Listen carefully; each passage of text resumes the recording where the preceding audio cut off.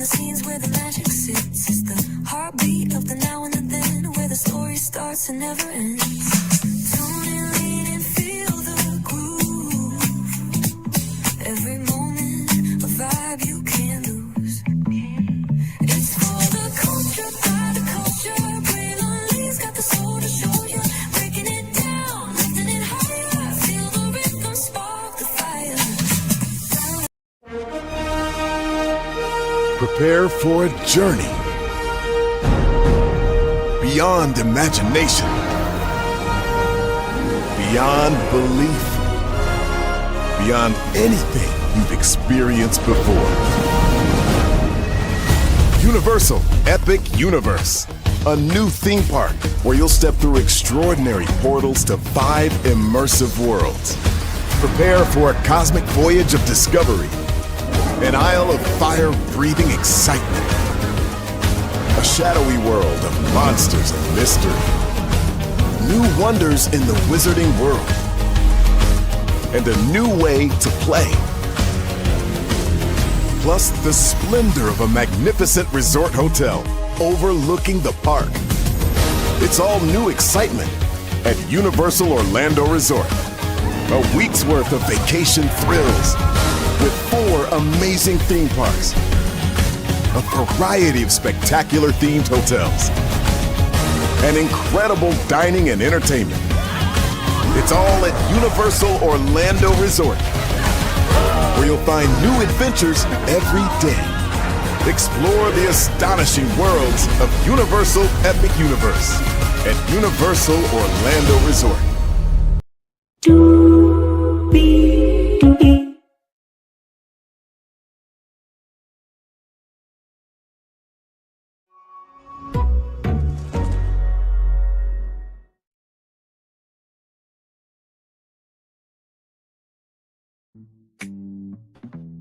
Well, hello to you, and you. Shout out to the 11 people here. Thank you so much for being here. It's time to talk about Grownelodeon. Yes, I think I have figured out the best way to bring Nickelodeon into 2026 for the grown-ups, okay? So we are going to make it do what it do, everybody, okay? So with that being said, higher is waiting, lower is available, but either way, we got to go on tour. Yes, indeed, we do. Let me take down this iconic intro here. You see that virtual tour background? Yes, you do. You hear that virtual tour music? Yes, you do. And then there is me. Hey, everybody, welcome in. Glad to have you here. So give me a moment as I get ready to transition here.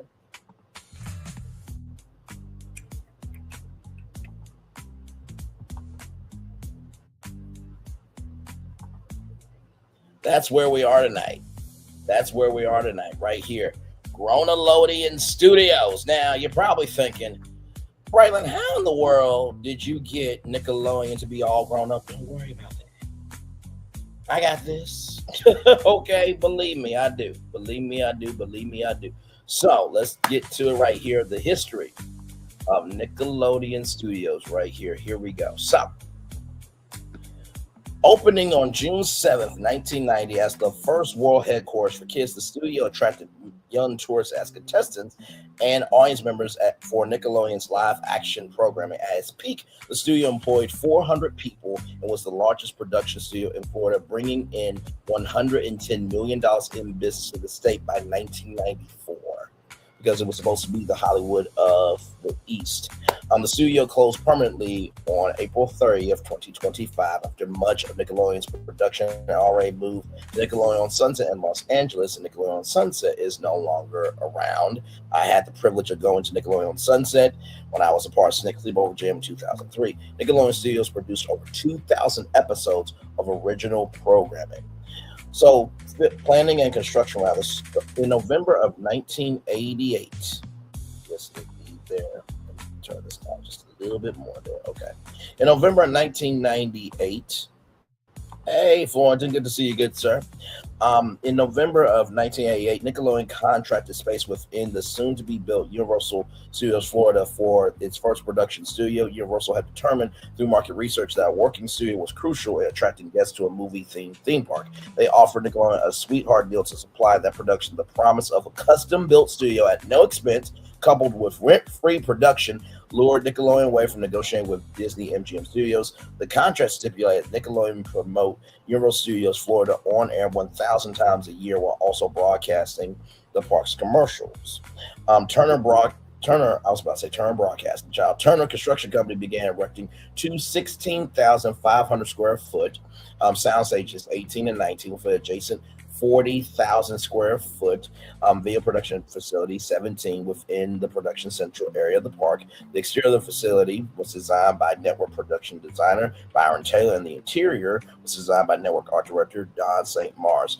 Viacom Senior Vice President Scott Davis supervised design and construction of the complex. He was later named the first general manager of Nickelodeon Studios.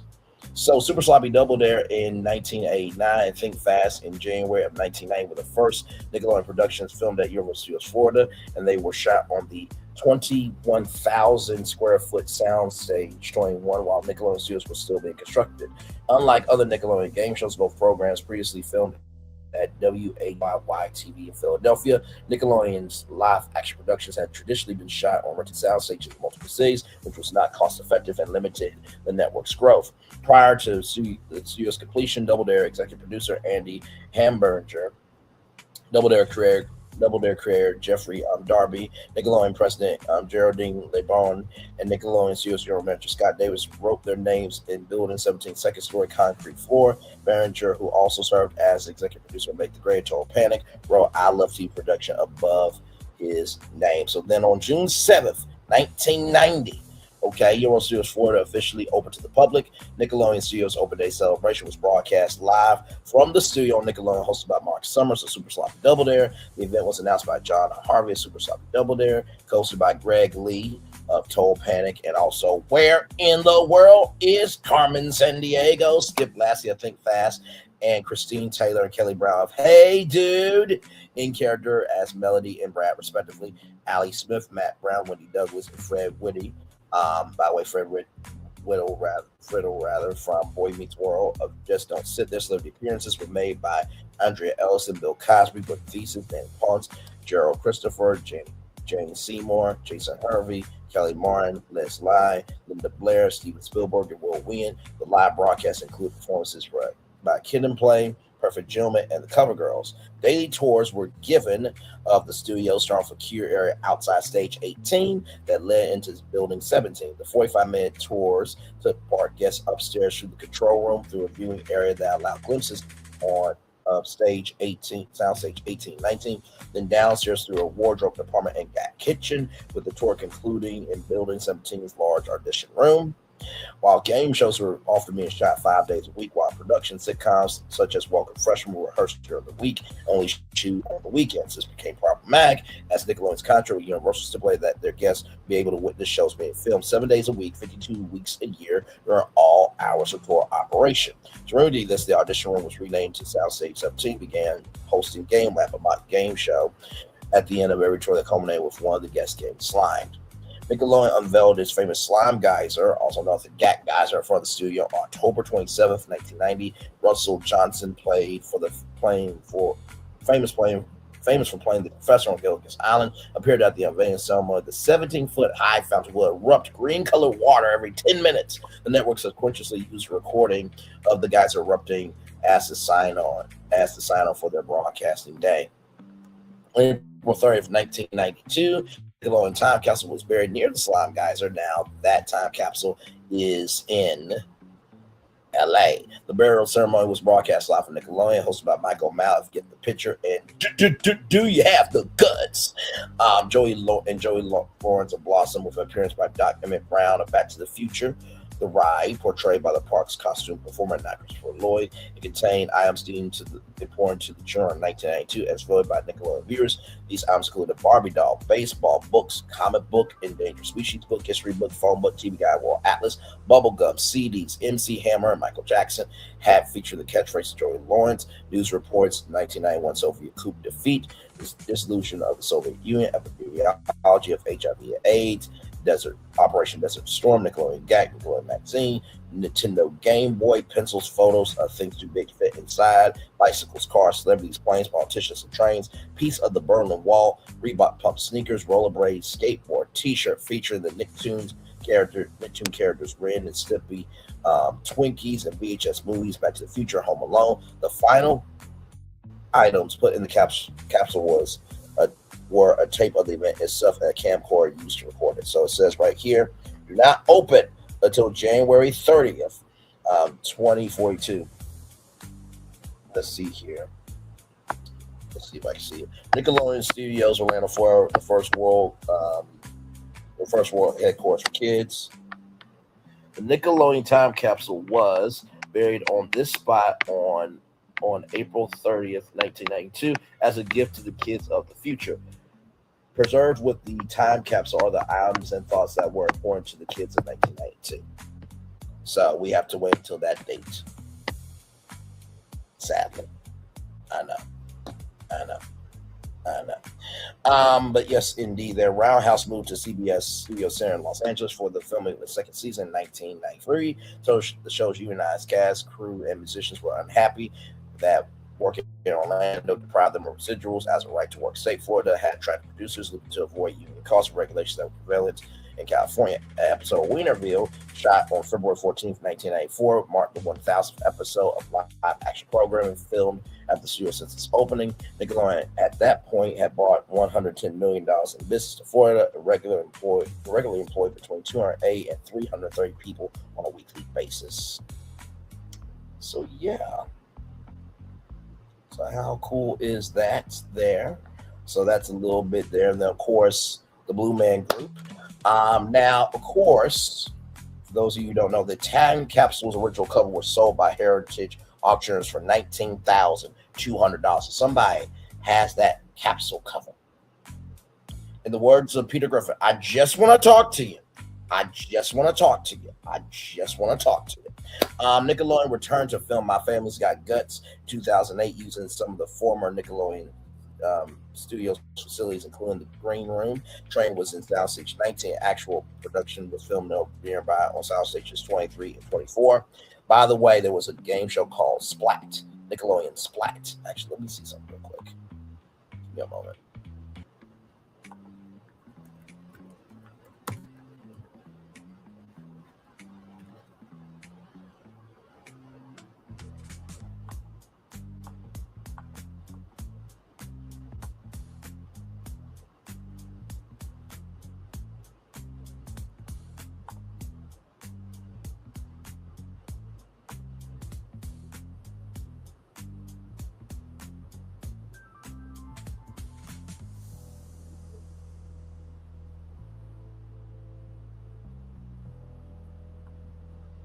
Okay, give me a moment, y'all. Let's see here. Where is it?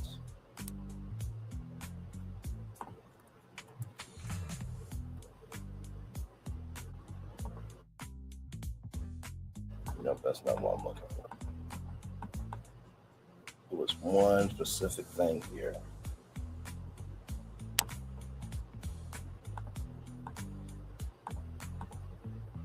Okay, hang on. Give me a moment, y'all.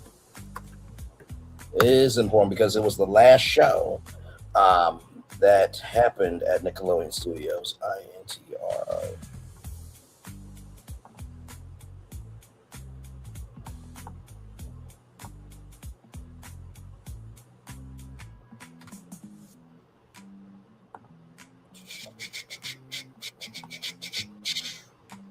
There we go. Get that name there. Go back.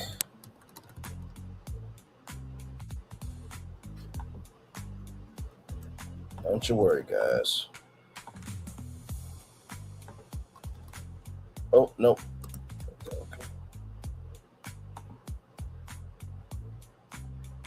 Let's see. Yep, I think that's the one I'm looking for. Yep. That's what I needed. That's what I needed. And I also needed this.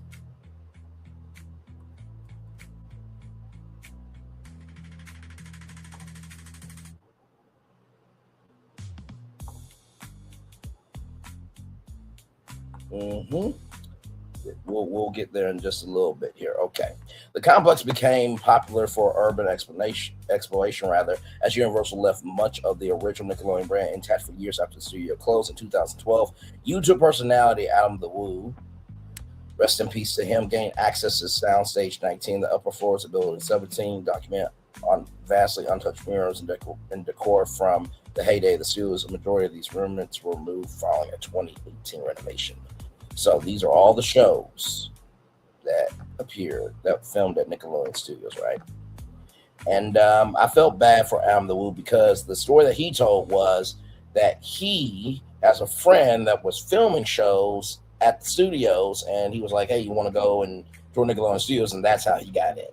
So I wish that Universal could have fixed that stuff. With that being said, there is more here, right here.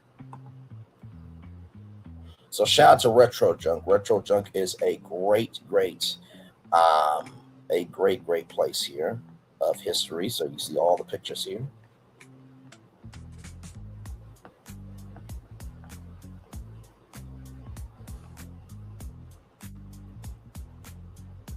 So right here, they said that the green that this was taken opening day, but the green awning on the studios wasn't put there until 1995. What was originally there on opening day was red and white tints, as seen here. So that is Nickelodeon Studios right there back in the day. And then right here, you was there for your very first slime. Yes, indeed. Right there. So there was a T-shirt there as well. Then, of course, there was the GAT Kitchen, trying on wardrobe, testing new ideas for game shows in the Game Lab. And then there was the Nickelodeon Audition Room. And then, of course, the advertisement. There's only one place to get slime, gacked, and doubled aired. Nickelodeon Studios. It's Nickelodeon Studios, the place where Nick is made, only at Universal Studios, Florida. And the only place where you can be green slime, gacked, and more. Help test new exciting games in Nickelodeon Studios Game Lab. Go behind the scenes of hit shows like Carissa Explains All, Nickelodeon's Nickelodeon Wienerville, Nickelodeon Guts. You can even play a part of a studio audience for Nickelodeon shows. And while you're here, face the all-new Attack of Jaws, Rocket, Back to the Future, Fly Home with E.T., Ride the Movie, so much more. Come have the slime of your life at Universal Studios Florida, the only place where you can be a part of Nickelodeon Live every day. So this was a part of Nickelodeon magazine there. They also had postcards that you can purchase there. And then this is stage 17, the Game Lab there. Mm-hmm. Of course, there's Nickelodeon Gas, T-Nick and Slime Time Live there. This was the Green R in 2003.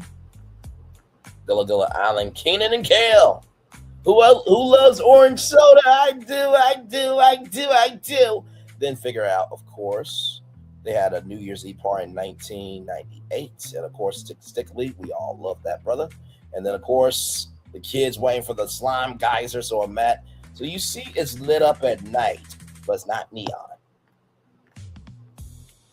And then there's the full view of Nickelodeon Studios at the start in 1998. And they also did all that there as well. So yes, indeed. Then, of course, Double Dare 2000, 10 years as a studio. Slime Time Live, no one knows best, in Taina filmed there. So it was a 45-minute tour, but now it was shrunk, right? And you were in and out in 10 minutes. The tour used to take 30 to 40 minutes there. And then, of course, you see Slime Time Live right there. Then, of course, that's the Slime Time logo in 2002, update in 2003. And there is the set of Slime Time Live, baby. Yes, indeed. Oh, man, it's giving me all the feels. The exterior 2004, still Nick, but not really. And so the last show filmed was Nickelodeon Splat. So Splat was often divided into three color teams: red, yellow, green, yellow, and red, which was determined by the birth months of the contestants. The teams made up of audience members and park guests aged 7 to 16 taken from Universal Studios Florida theme park will have to perform silliness numerous tasks to earn a prize at the end of each show. One team will win. The team, along with its captain and respective portion of the audience who were given allegiance to one of the teams for the purpose of interest, will be blasted in the Nickelodeon slime. So this was the set of Splat Shot to Come On Funk. There's a shout out to them. And then you had Win, Lose, Splat. And so they did the tours until April 30th, 2005.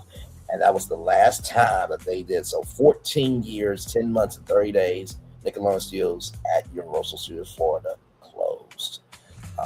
Very, very sad there. As you can see, just...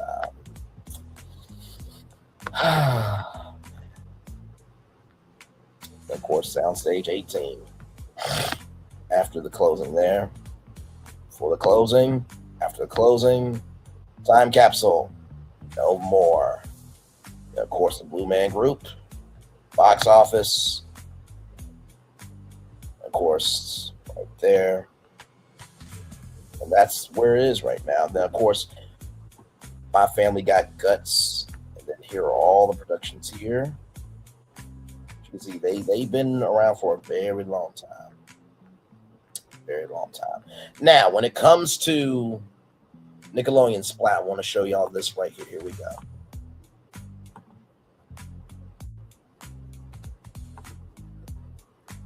Hey, Phil, welcome in. Good to see you. Here we go, everybody.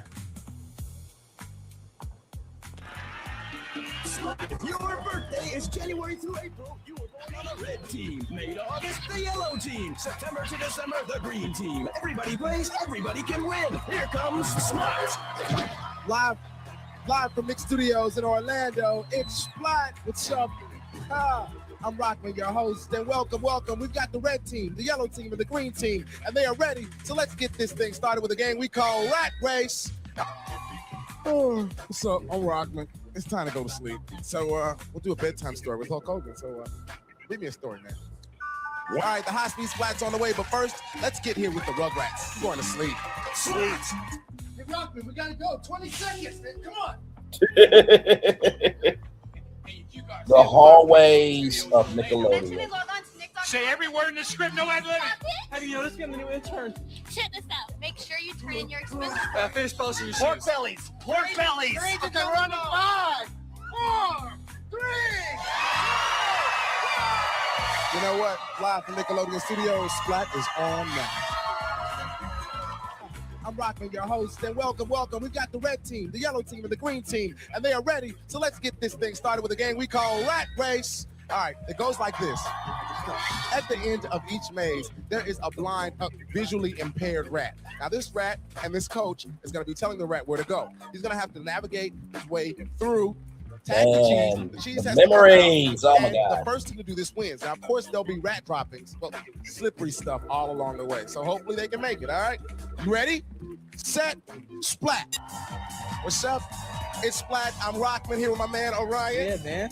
Orion, you the man. Thank you, the man. Thanks for hanging out with us. Thanks for having me. Let's go in and check in and see who's representing on the team today, all right? Yeah, come on, let's go. We got the red team. What's your name? Stephanie. Erica. Roscoe. That's what's up. Let's check out Valerie and the red team, it is. Yellow team. Now for Yellow the team. yellow team in Austin. The way that even though this was like the last show on Nickelodeon, they still tried to bring in that spontaneity with going in the round. Daisy. That's what's up. Let's check out the green team. Yeah. Go green. Yeah. Tyler. Cosette. We got all the teams now. Man, we got our teams, we got our captains, we got my man Orion. Yeah. And, I know this sounds good. We're going to be checking it out later. All right, So yeah, you're going to come and most perform for us, right? Exactly. Man, Cool. I'm gonna do that. What team are you? I'm the red. He's on the red team. All right. Well, All we'll be red back. team. Let's Let's check go. in with my man Yeah. under the sea, Yeah. SpongeBob. Yeah. Man, SpongeBob. We'll be back before Nick Splat after this. It's Nick Splat Live. I'm Rockman here with my man Orion. Yeah. And So that's basically Splat, right? And then of course there's one more thing. And I must do this because this was basically the promo of promos. Mm-hmm.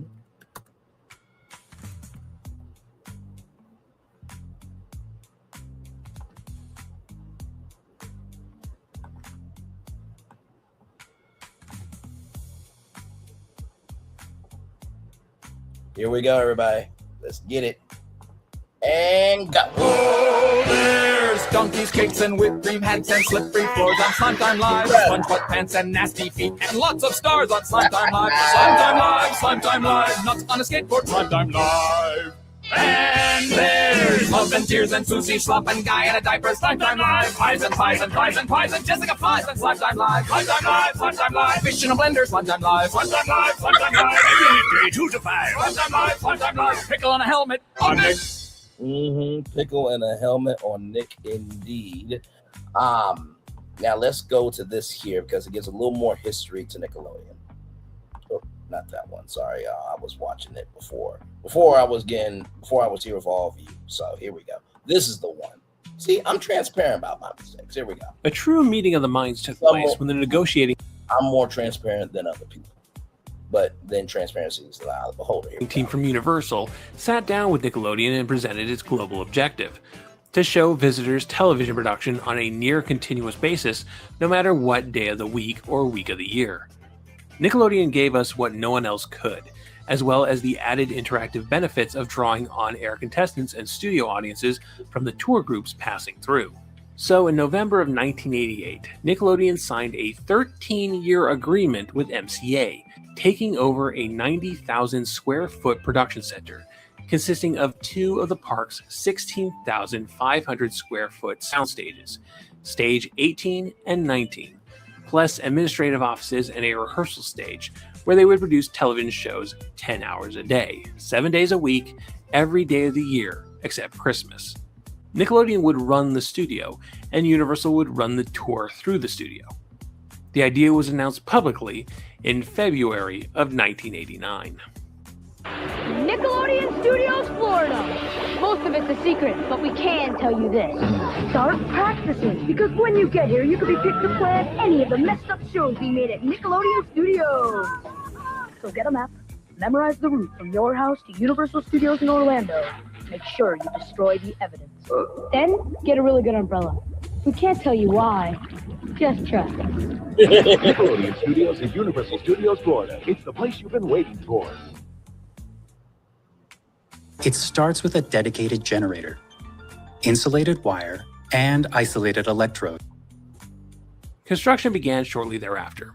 The exterior would be designed by Nickelodeon production designer Byron Taylor, who had been the art director for Finders Keepers and Super Sloppy Double Dare. Taylor would give the front of the building a collage of colors and... Now look at that overview. By the way, if you want to know the other videos, Raheem Johnson was the host of Splat, so that was his YouTube channel that we saw. Then, of course, the Slime Time Live promo was for the Love of Logo. Shout out to them. And, of course, we're watching now is from Pop Arena. Shout out to them, too. Patterns inspired by the Memphis style of design. Interior design was handled by Don St. Mars, who had been an art director for the Kearns and Associate Advertising Agency through the 80s. He was responsible for many of the interior murals. Careful attention was made to sightlines, making sure that shorter children had proper visibility as they toured through the glass catwalks that overlooked the sound stages. Adults working on the studio were encouraged to sit on their knees at every possible vantage point to make sure things looked good for young guests. However, not everything went smoothly. What the studio was being made for and what it ultimately would be used for changed in all stages of construction and use. There were so many tweaks made to Nick Studios' original configuration that you could write a book about it. Each stage was supposed to hold 2 shows the size of the original Double Dare, which had started out in a 50 by 90 studio in Philly. This was a huge error, since the most recent version of Double Dare was considerably bigger. A state-of-the-art automated lighting system was installed oriented for the 2-set configuration as well. This posed a problem for the rigging of all future sets. Nickelodeon would have less control of the actual building construction than they would have liked. The final blueprints were approved by Universal, and many of Nickelodeon's more playful ideas were completely rejected. One pitch would have seen a large model of an animated T-Rex using some of Nick's promotional material breaking through a bathroom wall. Yeah. But such shenanigans were quickly shut down. And this was hardly the only wild idea. There was an idea that there would be air jets shooting out of the floor and somebody's dress might fly up. It would be subversive and unexpected. There were going to be garbage cans that talked to you. By the way, Slimed, the golden age of Nickelodeon, it's not only a book, it's a documentary. It's a great one. Mark Summers is a part of it. A lot of Nickelodeon people are a part of that. So you could paint the walls with fun colors and patterns, but MCA wanted a properly working studio, scaled to the original version of Double Dare. But Nickelodeon wasn't just going to make the tiny game shows like they had in Philly. Nickelodeon wasn't paying rent anymore. They were saving a lot of money doing this, and that encouraged additional, more ambitious productions. Being here at Universal has allowed us to do a much higher level of production, like comedies or music shows. This was stuff we couldn't afford to do in New York or Los Angeles because we couldn't afford the sound stages. But why were the studios so cheap? Why did MCA let Nickelodeon have them for a song? Something that cannot be overstated in all of this is that one of the motivating factors in Nickelodeon Studios' creation was the opportunity for cross-marketing. Universal is marketing-oriented and understood exactly what Nickelodeon was bringing to the table. They were impressed by our volume of production, our on-air attitude, and the way we operate as a cable network, and the popularity we enjoy among kids. It's a win-win deal for everybody. We were good for them, and they were good for us. by the way, I just wanted to say, this woman right here, in the words of Jim Carrey from The Mask, smoking. She looks gorgeous, stunning. Moving to the table. They were impressed by our volume of production, our on-air attitude, and the way we operate as a cable network, and the popularity we enjoy among kids. It's a win-win deal for everybody. We were good for them, and they were good for us. One of the stipulations MCA laid out for this partnership was that the Nickelodeon channel would promote Universal Studios Florida at least 1,000 times a year. This meant advertising during the commercial breaks, of course, but also trips to Universal Studios Florida started popping up as the grand prizes of most of the channel's game shows. Yes, so whenever you heard like, and the grand prize is a trip to Universal Studios Florida, now you're like, wait a minute, if I'm already here, why am I getting a trip back?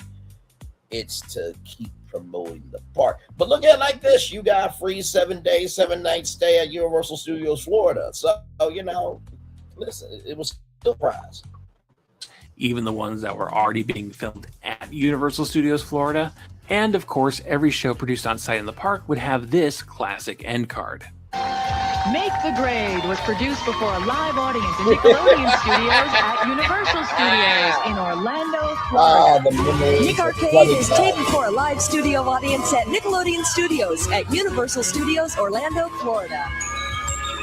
Legends of the Hidden Temple was recorded in front of a live studio audience in Nickelodeon Studios at Universal Studios, Florida. By the way, I just want y'all to know something. Like, this is like the old school globe here, and just this is a masterpiece. Okay, whoever designed this and the people that built it, well done to you.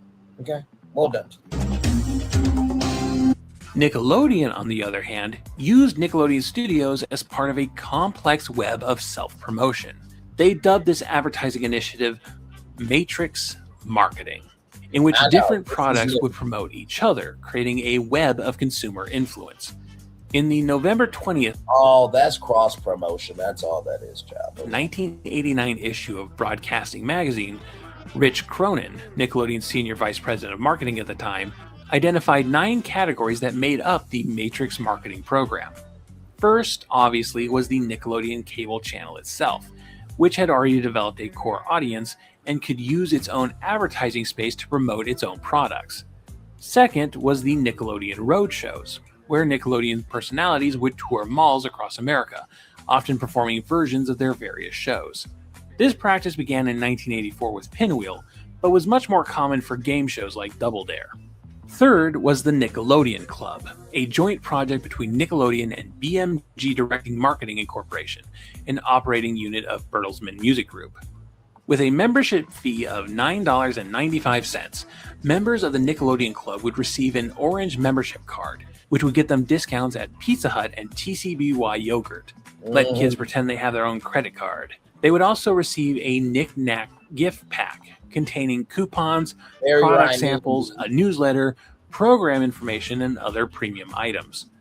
These gift packs, category number 4, were sent to club members. But reportedly, there was also intent to also send them to the 1.2 million children that Nickelodeon already had in their database after years of surveys and focus group testing, which, if I may editorialize, is a little scummy. Thanks for helping us develop our brand and integrity, kids. Here's a box full of advertising. Coming up on Nickelodeon Studios Update after this message from Pizza Hut. The 5th of our Matrix marketing categories was Nickelodeon Magazine. This initial stab at publishing only ran for... I'm not going to sit here in front. When me and my family would go to Barnes and Nobles, right? I would read Nickelodeon Magazine, like the whole thing while I'm sitting down. Like that would be my first thing to go to all the time. Okay, so listen. 2 issues and was primarily distributed through participating Pizza Huts, offering news and promotions for Nickelodeon projects, including the still in construction Nickelodeon Studios. It wouldn't be until 1993 that Nickelodeon got a regular monthly periodical off the ground. The 6th and 7th categories were just licensing and promotions. Pretty self-explanatory. The 8th category, a lifestyle catalog, offering fashion, electronic, and toy products. And finally, our 9th category, the soon-to-be-open Nickelodeon Studios. Watch Nickelodeon, see an ad for the Roadshow, go to the Roadshow, sign up for the Nickelodeon Club, use the club card at Pizza Hut, get a copy of Nickelodeon Magazine at Pizza Hut, join the Nickelodeon Club through the magazine, get the Knick-Knack gift pack through the club, tell your friends, wear the t-shirts you got from the catalog, come to Nickelodeon Studios, get the shirt you saw in the catalog. Hey, they're giving away the gift packs at Nickelodeon Studios. When's Nickelodeon Studios opening anyway? I better watch Nickelodeon and get the Nickelodeon Magazine to find out. Matrix marketing. And since we're on the capitalism side of things, it's worth pointing out that, unlike California or New York, Florida was and still is a right-to-work state. Correct. Meaning not a single Nickelodeon Studios production was required to hire through labor unions. For Nickelodeon, that was a good deal, and one that might say incentivized bringing productions outside of Florida into the state, no matter how much of a move that is for everyone. This would ultimately doom the studio, but we're getting ahead of ourselves. While the park was not yet open, enough of construction had been completed that Nickelodeon began to film Super Sloppy Double Dare in the new studio space beginning on April 17, 1989, with contestants and audience members pulled from local Florida schools. The second season of Think Fast began filming at the studio on January 12, 1990. On January 31, 1990, a news conference was held outside of the studio, including Nickelodeon President Jerry Laybourne, Senior Vice President of Production Jeffrey Darby, and Batley from Eureka's Castle. It was here that Laybourne would declare, the next decade will be the Nickelodeon 90s. And they were. And you know what? It really would be.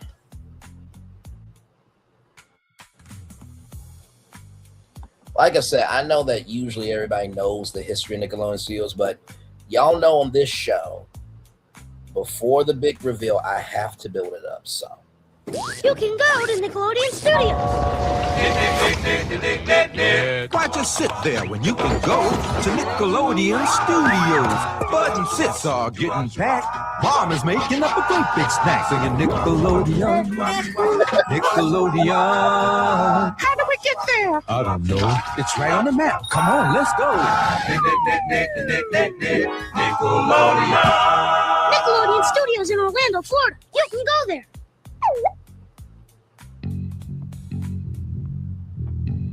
Oh, there's Mark Summers.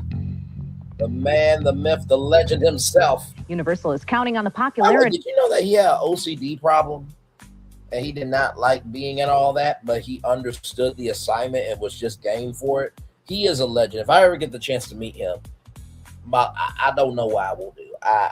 He's a legend to me. Of its Tinseltown theme. It should probably be called Hollywood South. Scores of celebrities joined director Steven Spielberg for the official opening of Universal Studios in Orlando, Florida. Congratulations, everybody, and we're really happy to be here in Florida, and we'll be here forever. Thank you. Stargazers were loving it all, but those who came to ride the movies found most rides closed. Jaws wasn't fighting any tourists. Kong's public was just getting a lot of sun. Earthquake was silent. I flew in from New York about a week ago, and I look forward to it, but it's a big disappointment. I don't think they were quite ready. I think they need a little more run proof. Universal says that rides had to be taken offline today for fine-tuning, mostly of their computer software. They say that after that, Kong, Jaws, and earthquakes will wreak havoc on Central Florida.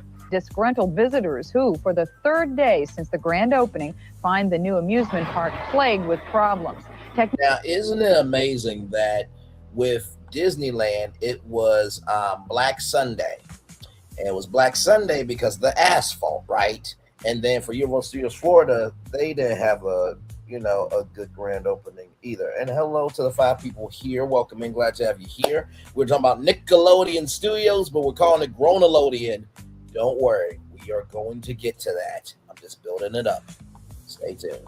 Technicians say the heavily publicized King Kong ride may not be working until Monday. Also, often inoperable are the Earthquake ride and the Jaws Lagoon. For the last 2 days, officials at the park offered complimentary tickets for future visits. The studio opened, and there was a huge celebration in Orlando. None of the rides worked. It was 110 degrees. People were walking around with silver trays and black velvet and with champagne. Everybody standing in line for rides that were half open. But it was a wonderful time. Very glitzy glamour. After a number of delays, Universal Studios Florida opened its gates on June 7th, 1990. It didn't go great. Power outages resulted in long delays in many of the attractions, including Jaws, Confrontation, and Earthquake. The intended Back to the Future ride was not yet finished. The attractions that did work, such as the E.T. Adventure and the Fantastic World of Hanna-Barbera, had to take on the brunt of the crowds. Refunds were given out, and it was frankly a pretty poor first showing. Actions, including Jaws, Studios Florida opened its gates on June 7th, 1990. It didn't go great. Power outages resulted in long delays in many of the attractions, including Jaws, Confrontation, and Earthquake. The intended Back to the Future ride was not yet finished. The attractions that did work, such as the E.T. Adventure and the Fantastic World of Hanna-Barbera, and there it is, Nickelodeon Studios and all that green grass. The grass was real. The kids actually ran on real grass. Now, I know for some of you, you're like, huh, Bray? Why wouldn't the grass be real? Well, I mean, that could have been a brand activation plaza. That could have been Nick Plaza for all we know, okay? Had to take on the brunt of the crowds. Refunds were given out, and it was frankly a pretty poor first showing. Though you wouldn't know it if you were watching Nickelodeon that day. Live from Orlando, Florida, it's the amazing 3-hour Nickelodeon Studios opening day celebration. Here is Mark Summers.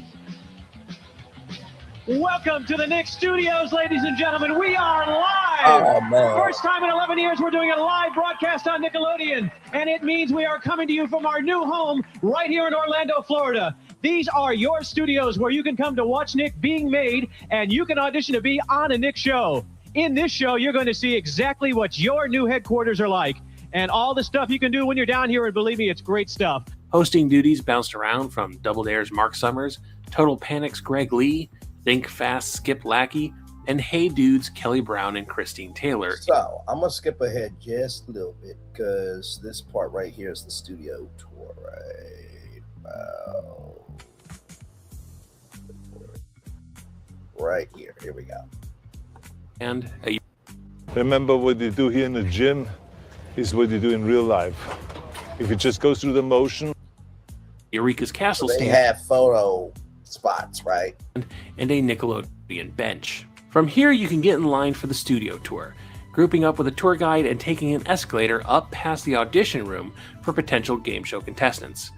This would lead you up to the windowed walkways over active studio space.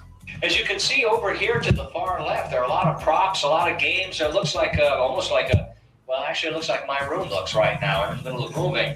But you won't see that on television. What you see on television is exactly what the camera wants you to see.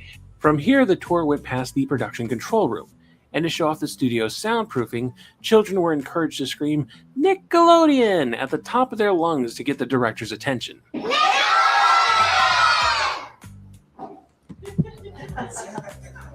Now, any parents who want to purchase some of this plate glass, afterwards. Then you went past the costuming department and the kitchens, presented by Pizza Hut, of course, where you just might get a taste of some fresh slime from the studio's Gagmeister.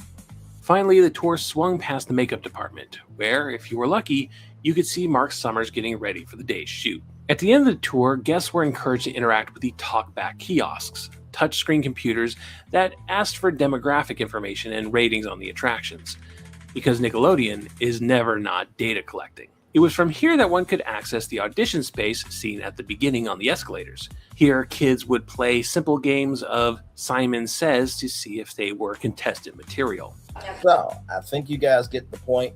One more video, then we're going to do a transition, and then Grownelodeon Studios is about to be birthed. Here we go. Lori Beth, make it do what it do, beautiful. The cast of all that, y'all fueled my childhood. Y'all showcase diversity, and you showcase that kids can be funny too in their own way. So appreciate you for that vital information, Lori Beth. Here we go. Hey everybody, it's Lori Beth Denberg from All That and Figure It Out. And I'm here to talk about reopening Nickelodeon Studios Orlando. I loved working there. I was a big fan of Universal Studios in Los Angeles. I loved movies and TV and all that stuff, so I thought it was really cool to go visit that place and see the back lot. So working at Universal Orlando was even cooler, and I loved it. And the Nickelodeon studio itself was so cool, so brightly colored. The big slime guys are outside. It was just really cool. And also to know that so many other Nickelodeon shows that I had watched were shot in the very same place. And I just loved seeing the kids come by. One wall of almost every room in the Nick Studios was made of glass. And tours would go by so that kids and parents and families and whoever could see how the studio worked. And so you'd be in the hair and makeup seat, and there'd be a tour going by, and it was a little weird at first, but you get used to it.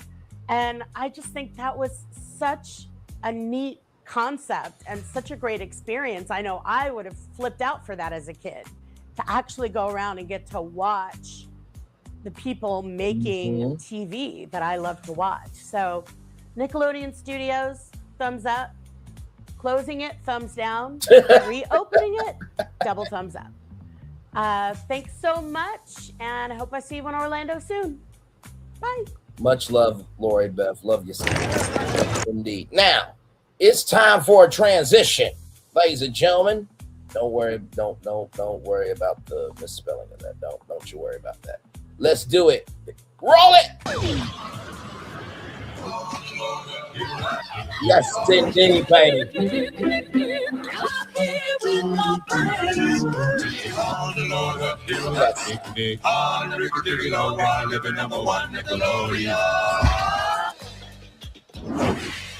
The splat starts now. Let's get to it. It's time for the pitch for Grownelodeon Studios, everybody. Here we go. Here is the comprehensive blueprint for Grownelodeon. Listen, we like to have fun over here. All right, good people. Here we go. Here's a comprehensive blueprint for Grownelodeon Network, including brand, game, marketing, concept, and logistics plans. I've structured it around your program and slate an adult-focused strategy. Brand identity, Grownelodeon Network, where nostalgia meets now. Target audience, adults 21 to 40, nostalgic Nickelodeon fans, pop culture enthusiasts, gamers, and lifestyle trendsetters. Brand values, fun, irreverent, socially aware, interactive, bold, and innovative. Personality, playful yet sophisticated, edgy but welcoming, nostalgic but forward thinking. I know what you are thinking. How did I do this? Don't worry, don't get there. Visual identity, visual identity logo rather, a modernized, there we go, slime inspired logo with dark, richer colors, teal, purple, and neon green. Color palette, neon green, purple charcoal, and metallic silver. Typography, bone sans serif for headlines, playful round sans serif for accent text. Brand voice, conventional, humorous, slightly irreverent, witty, uses nostalgia references without alienating newcomers. Key differentiators, adult-centric content with nostalgic hooks, live interaction and social engagement, votes, polls, live chats. Do y'all remember something called Bubblecast back in the day? Grownelodeon Bubblecast could come back. Integrated lifestyle and entrepreneurship content alongside entertainment, experimental component at Universal Orlando Resort with Grownelodeon Studios. So here is the game plan, everybody. From 7 to 10 a.m. is Grownelodeon Entertainment News this morning. Morning news, pop culture recap with humor, trending topics, celebrity interviews, and lifestyle hacks. 1 p.m. to 2 p.m., Grownelodeon Entertainment News today. Midday talk show focused on entrepreneurship, lifestyle trends, adult nostalgia, and gamified audience participation.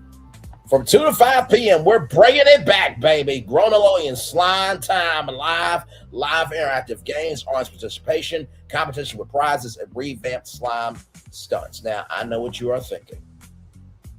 Brand, do we really want to see grown people get slime? Yes, you do, because the slime is usually cold.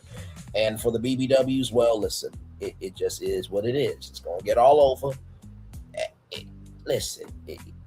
There's towels for a reason, okay? Moving on. Then, of course, from 5 to 6 p.m. is Grownelodeon Entertainment News tonight. Evening recap, entertainment news, trending social media, topics, and short features on gaming, music, and pop culture. 7 to 8 p.m. is Grownelodeon's You Pick Live, audience voted shows, games, interactive segments, nostalgia-themed challenges. And do y'all remember the orange VHS tape? It would be the orange thumb drive with a video that you guys selected at grownelodeon.com. We're just modernizing it. Yes, indeed. Now, I don't know if they sell DVDs anymore, but if it's the orange DVD, we'll do that. But usually it's probably going to be the thumb drive or the USB drive, yes. And then, of course, Grownelodeon Entertainment News After Dark, 11:35 to 12:35 a.m. Late night edgy news, social commentary, adult humor, viral content breakdown, interactive polls. Morning programming goals. Morning, energize viewers with news and nostalgia. Afternoon, interactive, playful, and engaging to boost social media traction. Evening, curate audience-driven content for retention. Late night, edgy, adult humor, entertainment news, marketing plan. Positioning, Grownelodeon is the adult playground for entertainment where nostalgia, culture, and social interaction meet. Marketing channels, social media, TikTok, Instagram, Twitter, X, YouTube Shorts, interactive challenges, slime moments, and nostalgia memes. Experiential marketing, host live events and stunts at Universal Orlando Resort. Sneak previews of fan meetups, influencer collaborations, adult content creators, gaming influencers, lifestyle personalities, traditional media streaming partnerships, cable cross-promotion podcasts and talk show appearances, campaign Slime Reimagined, adults experience iconic slime stunts live or via social media clips, Throwback Meets Now, showcase nostalgia segments, and then transition into adult lifestyle pop culture, and then interactive campaigns, vote for content, and You Pick Live, user submitted challenges for Slime Time Live metrics, engagement rate, social media interaction, live stream participation, ratings, merchandise sales, event attendance, concept plan, network concept, adult focused, interactive and socially engaging entertainment network, hybrid live TV, digital first content, nostalgia programming, lifestyle talk, interactive competitions, strong integration with Universal Orlando Resort for experimental marketing, live studio events and fan immersion, Grownelodeon studio concept, Grownelodeon Studios at Universal Orlando Resort, slime pit area for live games and stunts. Now this is just a fantasy, okay? All right. But Grownelodeon Studios will be that picture that you guys saw, okay? So the 2 sound stages, the stage 17, and the and the audition lab and stuff. Yeah. Slime pit area for live games and stunts, audience lounge for live participation, multi-use talk show studio for news and lifestyle content, Green Room for influencer celebrity collaborations, production for live streaming, pre-recorded shows, and virtual reality experiences. Digital integration app for live voting, behind-the-scenes content, nostalgia trivia games over the television platform for full access to all shows and archives.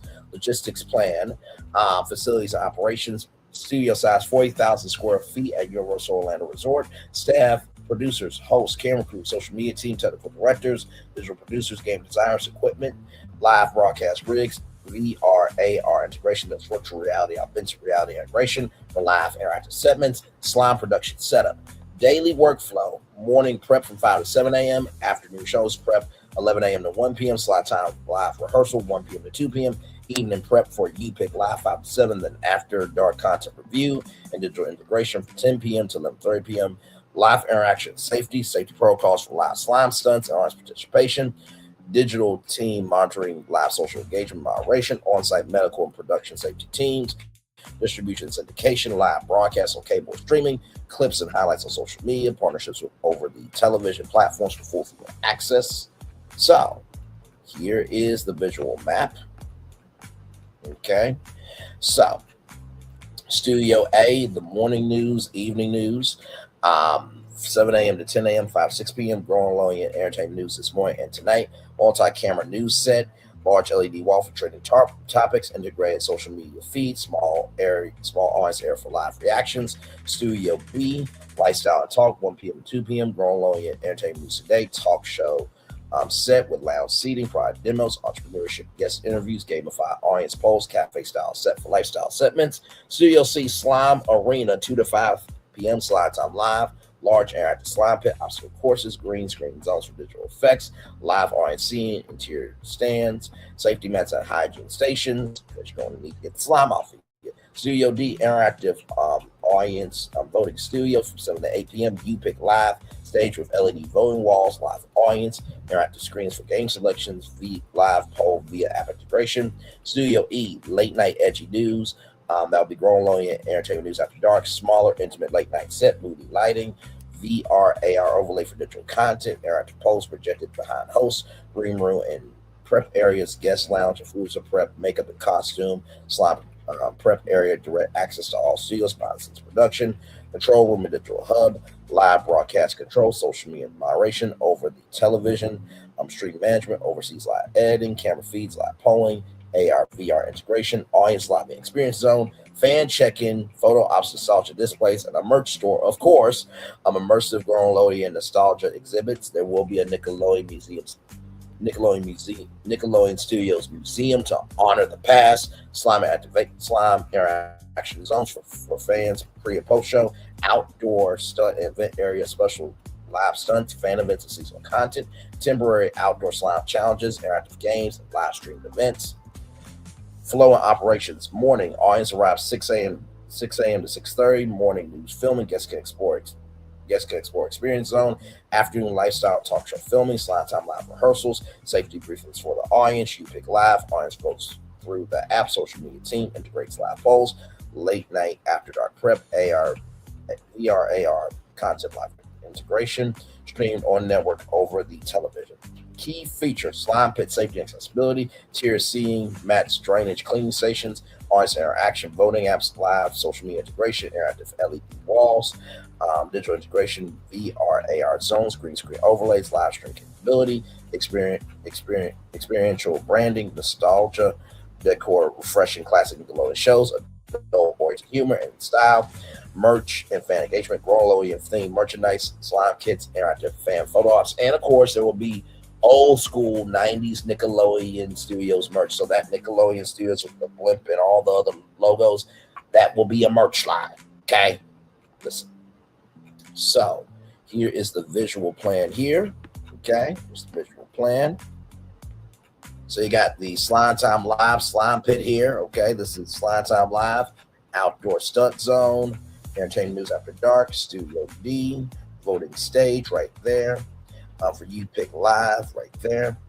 Control room, digital hub, Studio B, entertainment news today, control room, digital hub, green rooms right there. Then there is Grownelodeon Studios right there, Universal Orlando Resort. Now, I know what you're thinking. Braylon Lee, you brought back Snick. Yes, I did. Yes, I did. I brought back Snick. But wait till you see how I brought it back. Let's continue, shall we? So here's a fully fleshed out Snick weekend program block for Grownelodeon network targeting those who grew up on Nickelodeon nostalgia, but now want reality shows, docuseries, game shows, e-gaming, interactive content. This block is designed to maximize engagement, social sharing, and live participation. Snick weekend programming block. Grownelodeon network target audience 21 to 40. Nostalgia fans, gamers, reality TV enthusiasts, content creators, and pop culture lovers. Time frame Saturday and Sunday, 12 p.m. to 12 a.m. So 12 p.m. to 1:30 p.m. retro reboot reality show featuring adults reliving classic Nickelodeon challenges, reimagined with adult twists. Think Legends of Slime meets obstacle course competition. 1:30 p.m. to 3:30 p.m. to 3 p.m. Docu play behind the games docu-series exploring the world of gaming, esports, and culture. Includes interviews with top streamers, developers, and competitive gamers. 3 to 4 p.m. the throwback game show, adult game show inspired by classic Nickelodeon shows like Double Dare and Figure It Out, with trivia, messy challenges, and interactive audience voting. 4 p.m. to 5:30 p.m. e-gaming live arena competitive e-gaming tournament streamed live featuring popular multiplayer games, commentary, and live audience interaction via live chat and polls. 5:30 p.m. to 7 p.m. docuseries Spotlight featuring a feature-length episode of a docuseries highlight adult pop culture icons, entertainment careers, and cult classics. Think behind the scenes of gaming, comedy, music, film, what have you. 7 p.m. to 8:30, Ultimate Challenge Slime Edition, live action competition with slime, obstacle courses, art participation, includes fan voting to determine outcomes. 8:30 to 10 p.m., Content Creator Showdown, reality competition featuring content creators battling for social media challenges, viral campaigns for creative gaming content. 10 p.m. to 11 p.m., Retro Rewind, Adult Edition, Nostalgia Focus Series, showcasing the history of Nickelodeon, Grownelodeon, more pop culture with commentary from adult fans, comedians, and influencers. And then 11 p.m. to 12 a.m., Snick After Dark, edgy late night block with adult humor, viral content breakdowns, interactive polls, live audience Q&A, mix of short form videos, memes, and mini games. So, not too bad for bringing Snick back to Grownelodeon. But I just couldn't do Snick like that, right? This is Brainley's virtual tour live. We got to do a little something extra. Programming notes, interactivity. Every show incorporates live social media engagement, voting apps, audience participation, nostalgia hooks, retro reboot reality, the throwback game show, retro rewind, tied directly to classic Nickelodeon shows, e-gaming integration, e-gaming live arena, content creator showdown, capturing growing adult gamer influence, slime and physical challenges. Slime remains a signature Grownelodeon element, fan excitement, live stream appeal, late night edge. Snick After Dark keeps adults engaged with viral content, humor, and adult commentary. So, what is this? Create Snick's Fan Den Live for the weekend programming block with a cast of content creators talking about pop culture, entertainment, media, with the orange couch being a star. Snick Fan Den Live. Snick Fan Den Live. I wonder what that would look like visually. I love our damn show. Let's continue. All right, so here's a detailed plan for Snick's Fan Den Live, tailored for the weekend program block on Grownelodeon Network for strong interactive content, creator-driven and nostalgia-infused vibe. Snick's Fan Den Live concept plan Saturday and Sunday, 12 p.m. to 1:30 p.m., leading into retro reboot reality. Format live, interactive talk and entertainment show hosted by a rotating cast of content creators, influencers, and pop culture personalities. Focus on trending entertainment, pop culture, gaming, social media trends, and viral moments. Segments feature artist participation via app voting, live polls, and social media shoutouts. Key design, the orange couch. That orange couch is back, baby. Yes, it is. The orange couch is the visual piece and visual centerpiece, rather, star of the show. Stylized as a large, modern, slightly modular couch, allowing multiple guests to sit together. Couch rotates slightly for camera angles and spotlight effects. Couch segments include couch confessions or couch fashions. Guests share behind-the-scenes stories from media, gaming, or pop culture. Fan Q&A. Fans submit questions via app or social media. Questions appear on interactive LED walls, or we could bring back Teen Nick spinning the bottle, but it'll be Snick spinning the bottle. Trending topics, debate, content creators debate on viral interactive stories surrounding the couch. LED walls display fan reactions, memes, and live votes.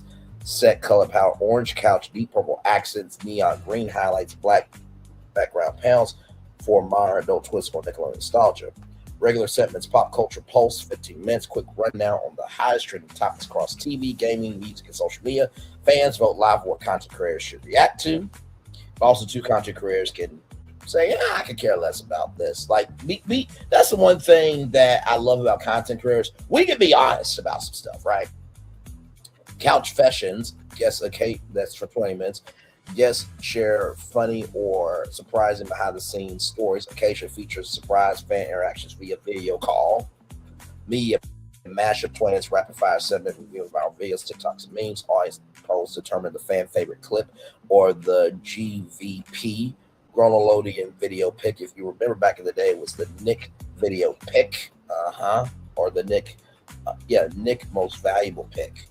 Either way, it was a piece of video on Nickelodeon. Fan takeover 20 minutes. Fans submit content to the app or social media, memes, or cosplayer challenge videos. Top submissions get shown on LED panels with creators commenting. Creator spotlight 15 minutes. One guest creator shares a story, content tips for smart creators. Interactive segment encourages fans to join online challenges guides the show. Interactive features voting and polling. Audience votes on which topics creators discuss next. Fan integration, live submissions on screens behind the couch. Social media engagement highlights from trending hashtags and TikTok challenges. Merchant collectibles, limited edition fan-din merchandise and digital badges for app participants. Cast and host strategy, rotating host panel, mix of established creators, comedians, gaming personalities, and lifestyle influencers. Special guest appearances, pop culture icons, nostalgic Nickelodeon alumni, and adult content creators. Recurring creators, 3 to 4 core content creators who appear every weekend for continuity. Visual and production notes, multi-camera setup, emphasizing orange couch and audience interaction walls. LED displays displaying live poster and content and fan tweets. Modular stage for occasional meeting challenges and gaming demos for small obstacles events. Integration with Snick weekend programming, clips and cross promote upcoming retro reality or slide time live. Now, I want you to just give me a moment, please.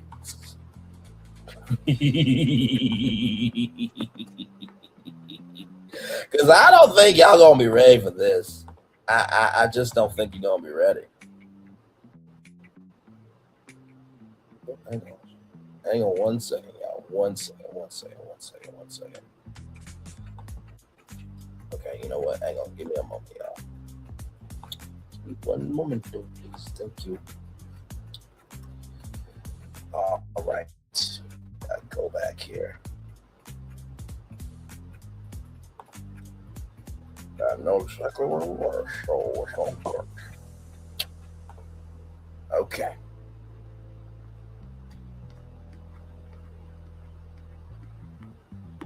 All right. So, is everybody ready for the reveal of Snick Fandin Live? Now, I gotta tell you something. When I asked ChatGPT to make the set of this, I could see the set. You ready? Are you ready? I said, are y'all ready? Okay, let's get it. Here we go. In 5, 4, 3, 2, 1. Huh?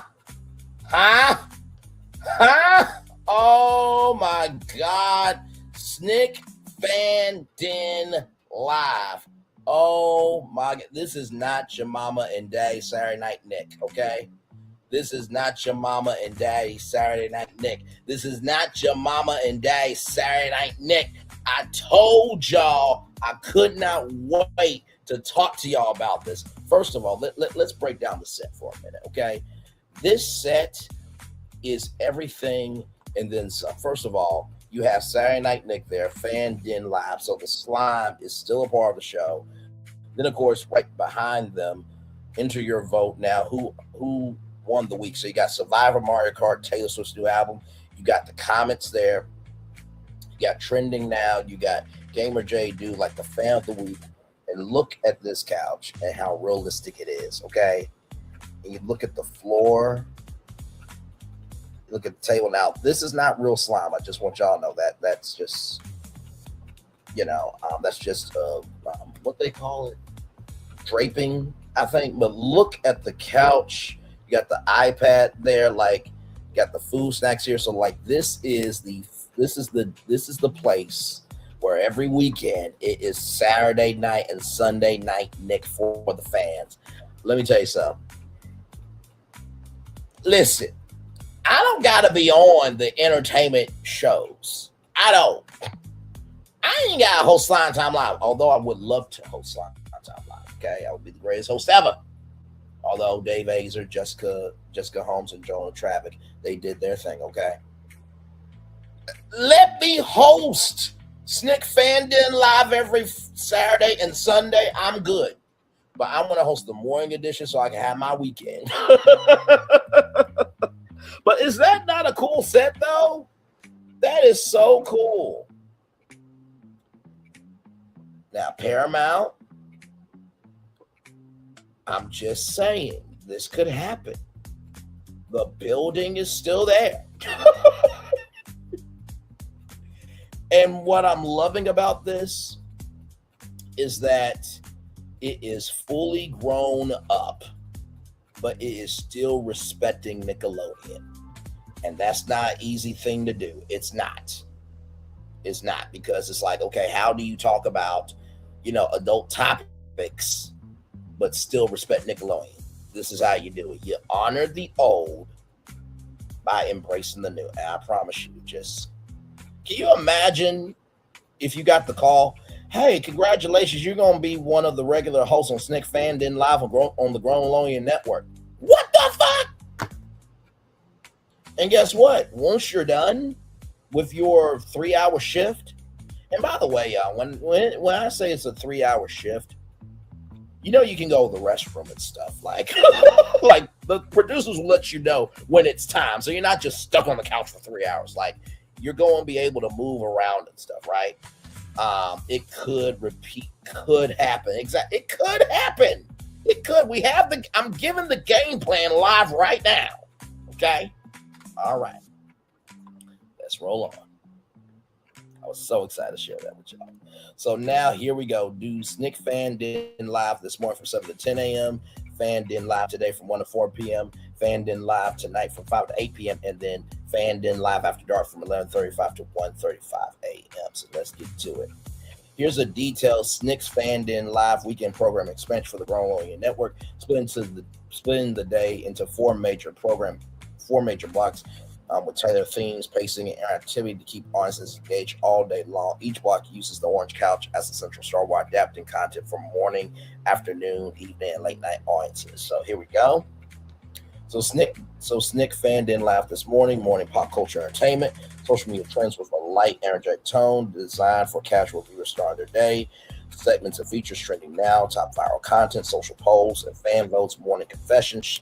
Creators share behind-the-scenes stories, fan shout-outs, audience interaction via app messages, comments, and emojis, breakfast banter, many fun games or quizzes while sipping on coffee, juice on the orange couch.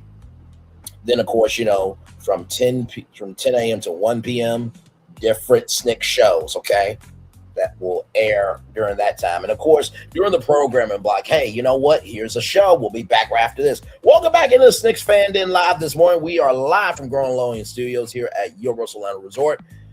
Man, Lord Jesus, I'm so tired, y'all. I was on the Slime Time Live, and I was so knocked out. I mean, I don't know what's wrong with Braylon. That dude has energy for days. Hey, you guys, I forgot to tell you, I will be hosting Snick Fan Den live tonight from 5 to 8 p.m.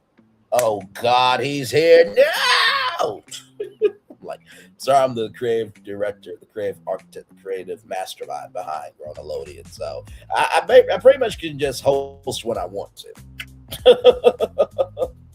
1 to 4 p.m. Snick Fan Den live today, midday show geared toward lifestyle, gaming, and pop culture discussions. Longer segments for deep dives, creator spotlight, create featured content, creator interviews, live social campaigns, and fan challenges, media mashup, viral video breakdowns, TikTok trends and memes, interactive polls, and games. Fans vote on topics, challenges, or predictions. Slime Minute, small playful slime stunts or challenges for live and at-home audiences.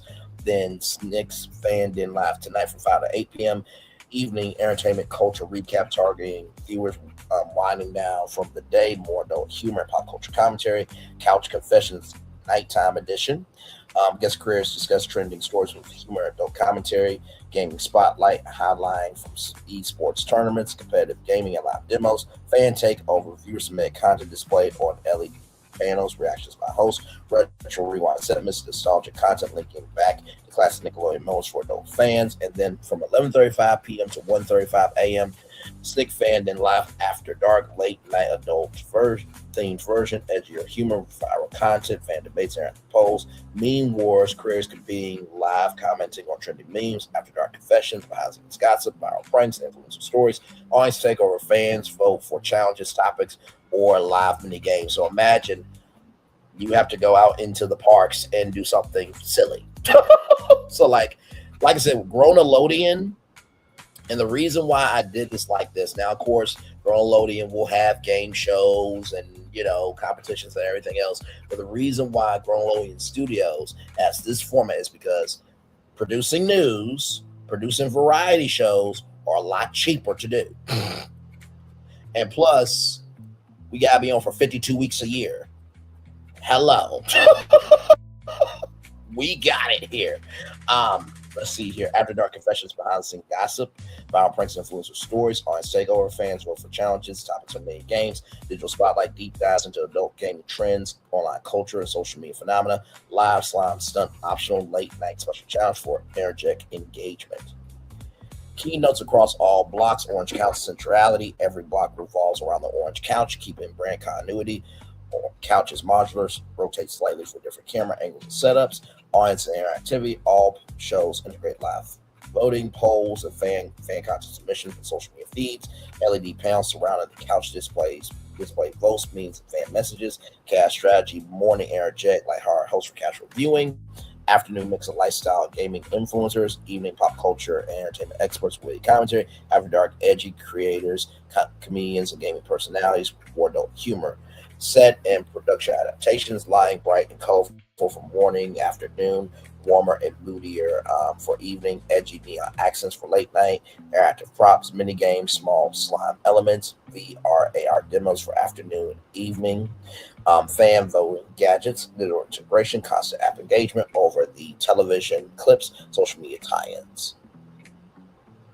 So now you have the 4 programming blocks mixed in with everything else. So you got 7 to 10 a.m. Snick Fan Den live this morning, 10 a.m. to 11:30 a.m. Retro Reboot Reality, 11:30 a.m. to 12:30 p.m. Docu-Play Behind the Games. You have the Throwback Game Show from 12:30 p.m. to 1 p.m. Then, of course, you have Snick Fan Den live today from 1 p.m. to 4 p.m., 4 p.m. to 5:30 E-Gaming Live Arena, 5:30 p.m. to 8 p.m. Snick Fan Den live tonight, 8 p.m. to 9:30, Ultimate Challenge Slime Edition, 9:30 p.m. to 11 p.m. Content Creator Showdown, 11 p.m. to 11:35 p.m. Retro Rewind Adult Edition, 11:35 p.m. to 1:35 a.m. Snick Fan After Dark. Key features across the day: the Orange Cow Star Central, all Snick Fan Den live blocks, rotated slightly for camera angles, audience interactivity, voting, apps, live polls, fan content integration, emoji reactions on LED panels, content variety, morning light trending, pop culture talk, midday lifestyle and gaming, and interactive fan content, evening adult, entertainment, gaming highlights, virtual nostalgia, and like competition, nighttime adult humor, viral content, edgy commentary, fan participation, cross promotion, Snick Fandom live segments tied into realities, game shows, docuseries, and e-gaming tournaments. Also, too, guess what? If you got something coming up with Grownelodeon, guess what? The weekend is where you promote it, right? Because guess what? If it premieres on Monday, guess what? Hey, special edition of Slime Time Live Monday at 8/7 Central. Social media and over the television clips highlight upcoming competitions, fan-submitted content, show recaps, set production flow, modular orange couch, set transitions between morning, afternoon, evening, late night moods, LED panels,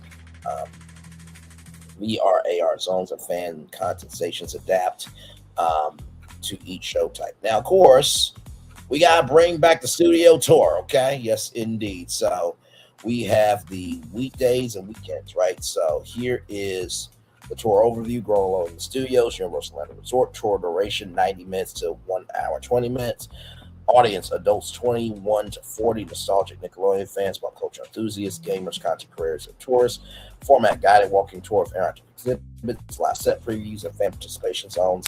Weekday tour Monday through Friday. Audience profile, local fans, tourists, school and college groups, adult nostalgia enthusiasts. Tour flow, welcome and orientation, introduction to Grownelodeon network history, brand identity, and studio layout. Short video highlight key shows, fan experiences, and behind the scenes content. Studio A, News Hub walkthrough, 15 minutes. View the Grownelodeon news this morning and tonight's set. Visitors can sit in reserved guest areas and try a mock news segment on camera.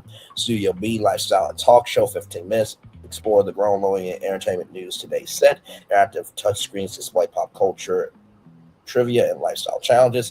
Studio C, Slime Arena, 20 minutes walk through the Slime Time Live Arena. Optional hands-on slime stations, but for visitors to create their own slime. Safety briefing and small stunt demonstrations by trained staff. Studio D, you pick live interactive zone, 15 minutes. Guests can vote on mock show content, participate in many interactive games. LED walls display real-time poll results for fan engagement. Studio E, After Dark and VR experience. 15 minutes, explore the After Dark late night set with VR, AR interactive games. Fans can experience adult-themed augmented reality challenges for gaming clips. Control room digital hub viewing 10 minutes. Observers can watch live broadcast operations, social media moderation, multi-camera setup. So that's the catwalk, right? And then audience lobby and merchandise, 10 minutes walkthrough of interactive fan lobby with memorabilia, photo ops, and themed merch. And then for the weekend tour, right? Because the weekend is Snick Fandom Live, okay? So similar to weekday tour, but enhanced with interactivity and live demonstrations. Welcome and orientation, 10 minutes, same as weekdays with a weekend specific intro video highlighting the Snick Fandom Live weekend block. Studio A, News Hub, 15 minutes, mock classes weekend host. Studio B, Lifestyle and Talk Show, 15 minutes, interactive polls and fan submission showcase for Snick Fandom Live weekend content. Studio C, Slime Arena, 30 minutes live weekend slime challenges performed by trained staff. Visitors can participate safely. Studio D, You Pick and Gaming Zone. Weekend exclusive mini e-gaming tournaments, fan voted mini games and challenges. Studio E, After Dark and VR Zone, 20 minutes, evening themed VR experiences and adult pop culture simulations for weekend energy. Control room viewing, 10 minutes, staff explain live weekend show coordination, social media integration, production workflow, fan lobby experience on 15 minutes, exclusive weekend merchandise, photo ops and digital content booths, tour highlights and differentiators, hands-on interactions. Visitors can sit on the orange couch. Now that orange couch that's been in all those commercials over the years, yeah, we're bringing it back, and you get to sit in it during the tour on the weekends, huh? Yeah, it's Nickelodeon all grown up. Yes, we're doing that. Okay, yeah, that's what we're doing. Yeah, that's exactly what we're doing. Yeah, that's exactly what we're doing. Yeah. Let me get back to these. Yes. Try slime, vote in live polls, participate in mini games, VR, AR experiences, weekend exclusive augmented reality zones, simulate e-gaming, content creation, late night shows, content creator spotlights, rotating displays feature of features Snick. Snick fanned in live at Grownelodeon content careers, photo, social media moments, multiple Instagram-worthy sets of fan interaction zones, educational behind the scenes, insight to live broadcasting, editing, and stream for aspiring creators, separate flow from live program towards run independently to avoid disrupting live shows, observation decks, overlooking active studios when permitted. So that is that. I know, and I know. This is just, my God. So then, of course, hang on, let me do this.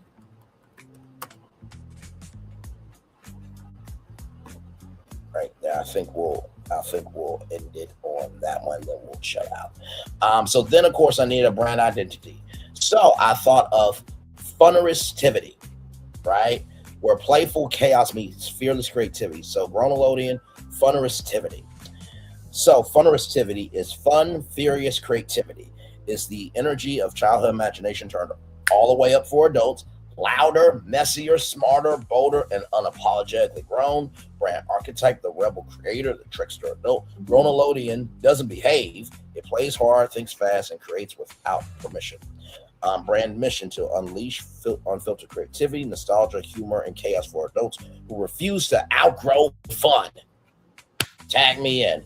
Grownelodeon exists to reclaim play as power, turn absurdity into art, and make culture loud again.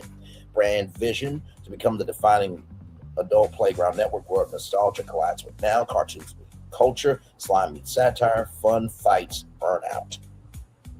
Brand values, the Funnerist 5. Number 5, stay uncomfortable. Growth lives in disruption, right? All students comfortable to be respectful of what you will and will not accept in your life, okay? In Jesus' name, yes, yes, yes, amen, amen, amen. In Jesus' name, yes, yes, yes, amen, amen, amen. There we go. Number 4, laugh loud, think hard. Humor with intelligence. Number 3, no gatekeepers. Everyone gets to be messy. Number 2, creative chaos wins. Order is optional. And number 1, play is serious business. Fun fuels innovation. Brand personality, trait, loud, expression, bold visuals, big reactions, smart, silly, jokes with layers, nostalgic childhood DNA, adult execution, chaotic good, control mayhem, unapologetic, no delusion, no sensory creativity. If Grownelodeon was a person, a former class clown who grew up, learned the system, broke it, and turned it into a show. I was never a class clown, but I did grow up. I learned the system. I broke broadcasting, and I turned it into a show. So I had a little class clown energy. But moving on. Brand tone and voice. Voice playfully aggressive, sarcastic and warm. Fast-paced, culturally aware. Tone range hyper absurd, mischievous, clever and satirical, bold and confident. Language rules, short punches, long explanations. Slang allowed, corny not. Be funny first, safe never. Example lines: grow up, not boring. Cartoons didn't raise us, chaos did. Too old to behave, fun has no bedtime. Visual identity system, color palette, Funnerist core, slime green, nostalgia, chaos and rebellion, neon orange, energy, urgency, attitude, eclectic purple, creativity, weirdness, neon midnight black, rather adult punch, chalk white, contrast punch. Colors should feel too loud on purpose. Typography, primary font, chunky, rounded, cartoon-inspired sans serif, bold, heavyweights only, secondary font, sharp, condensed sans serif for headlines, used for contrast and attitude, rules, soft shapes, hard confidence, logo philosophy, flexible logo, modular logo system, can stretch, dip, shake, glitch, or explode. Grownelodeon should never sit still. Logo variants, clean, corporate chaos, slime drip version, graffiti tag version, glitch digital version, iconography and graphics, oversized icons, hand-drawn texture, slime splashes, motion streaks, doodles, visual notes encouraged. If it doesn't wiggle, bounce, drip, or snap, redo it. Programming alignment with funneristivity. Every show must have at least 2 of these. Makes you laugh, makes you think, push boundaries, feels interactive, respects adult intelligence. No passive watcher, everything feels alive. Audience identity, who Grownelodeon is for: millennials and Gen Z adults, creators, gamers, fandom, culture lovers, nostalgic rebels, people tired of safe entertainment. Audience mindset: I refuse to let adulthood kill my imagination. Brand slogan options, primarily funneristivity unleashed. Alternatives: grow up, Loud, Too Old to Behave, where fun gets grown, Playtime After Dark, Grownelodeon promises no boring blocks, no watered down fun, nor corporate sleepiness, no pretending adults don't want chaos, only creativity, energy, mischief, and intelligence. Yeah. Finally, everybody, of course, we got some events to throw. Yes, indeed, we do. Because this is a 365 network, right? We're working out 52 weeks of the year. So we got to have some, big meetups for the Grownelodeon family to get together. So here we go. Yes, indeed. So the Grownelodeon Funneristivity Universe. So the Grownelodeon Funneristivity Con, Adult Comic Con meets Culture Fest, where nostalgia meets nightlife, new media. Location, Universal Orlando Resort, the Orlando Convention Center. Because guess where the after parties are going to be? Yeah, it's going to be an epic universe where you're going to get to be there until 2 a.m., right? And then, of course, live tapings and stuff too, right? Utilizing the revived Grownelodeon Studios campus, experience zones, the Slime Rewind Pavilion, adult nostalgia panels, Career Coliseum or Careerseum, live podcast tapings, the Hustle Hall Entrepreneurship Brand Building Workshops, After Dark Lounge, 21 plus comedy, roast battles, DJ sets, Gaming Gauntlet Arena, esports tournaments, program cast reunions, adult animation previews, reality show tapings, business classes, career pitch competitions, revenue 3-tier badges, general VIP Platinum After Dark, brand activation, streaming rights on Grownelodeon Network, merch collabs, Grownelodeon Funneristivity Cruise, Spring Break, Beach Career Retreat, Music Festival at Sea, onboard programming, Slime Pool Parties, Glow Edition, Career Boot Camps at Sea, reality competition, film live on board, Yacht Style White Party, Pitch and Sip Investor Mixers, Entertainment Throwback 2000s Night, Afro Beats and Hip Hop Night, EDM, Electronic Dance Music Foam Night, live podcast tapings, exclusive content shot as a docu-series for Grownelodeon Network, the Grownelodeon Funneristivity Music Festival, Nostalgia Culture, Urban, EDM, Career Economy, Slime Stage, Main Stage, Reboot Stage, The Hustle Stage, Entrepreneur Talks, After Dark Tent, Hip Hop, R&B, EDM, Afrobeat, Throwback 2000s Acts, differentiator between sets, live game show tapings, career battles, audience slime challenges, brand versus brand competitions, ideal host cities, Miami, Atlanta, and Los Angeles. The Grownelodeon Funneristivity Entertainment Awards, the Oscars meet BET Awards, meet Streaming Awards, but Grown Award categories, Career of the Year, Cultural Disruptor Awards, Legacy Award, Reality Star of the Year, Entrepreneur of the Year, Fandom Army Award, Viral Moment of the Year, venue live from Grownelodeon Studios or Takeover Weekend at Rockefeller Center, broadcast model, red carpet live stream. There will be a green carpet live stream. Let's just get that straight. Simulcast on network and app fan blowing via social console streaming platform, and after party invite only slime and champagne gala. Oh yeah. We will make the champagne green too. That would be cool. And then finally the Grownelodeon Funneristivity Content Influence Expo, position where content influence and capital collide. This is your career economy powerhouse event. Audience influencers, podcasters, indie filmmakers, gamers, brand founders, and investors. The Monetization Lab, AI, Creator Tech Pavilion. These are the expo zones. Brand deal marketplace, live pitch arena, studio demo shows, money plays, ticketed workshops, sponsorship booths, venture capital back pitch finals, licensing deals. Together, these 5 events create Funneristivity Con, fandom of pop culture, Funneristivity Cruise, experience and community, music festival, energy and viral content, entertainment awards, prestige, recognition, content influence expo, business and monetization. This becomes a year-round content engine, a streaming revenue driver, a sponsorship magnet, a travel lifestyle brand, a pipeline for new Grownelodeon shows, master play, the turn Funneristivity into a membership club, digital badge ecosystem, NFT style access passes, then expand international Toronto, London, Dubai, and Lagos, Nigeria. Now, I want to rest with this article from Orlando Informer, because I think that this is one of the most beautiful articles I've ever read. Ali Puffer, shout out to you from Orlando Informer. Orlando Informer is a great platform. Universal Studios Florida formerly hosted Nickelodeon Studios when the park opened in 1990. The studio was filmed for popular shows on the network such as Double Dare, Nickelodeon Gas, Guts, Figure Out. Other scripted shows were also filmed on the the sound stages such as All That. Chris explains all the first 2 seasons of Kenan and Kel. Later, the area was expanded where Slime Time Live was filmed almost on a daily basis. For all that attended Nickelodeon Studios when it opened, children and adults alike loved it. The tour of the studios was a favorite, the possibility of being slimed, and all the children excited on their toes. I was lucky enough to be a contestant on Slime Time Live when I was 8 years old. It was a memory I'll never forget. There is her in the traffic. Look at her. Look at that smile. See, there's nothing wrong with smiling, people. And honestly, too, like, I mean, it gives 90s vibes, the photo and everything. I love it. I love it. And the hair was hairing, too. Beautiful, beautiful, beautiful. While I did not win the vote to be put in the chair to get slimed on national television, doggone it, I was able to get slimed on the mini game show hosted inside the studio tour. We take our wins where we can. Yes, we can. Nickelodeon Studios at Universal Orlando, a history. In November of 1988, Nickelodeon joined up with Universal Studios, and they began to break ground for the building of the Nickelodeon Studios. The construction was completed in June of the following year, and filming began.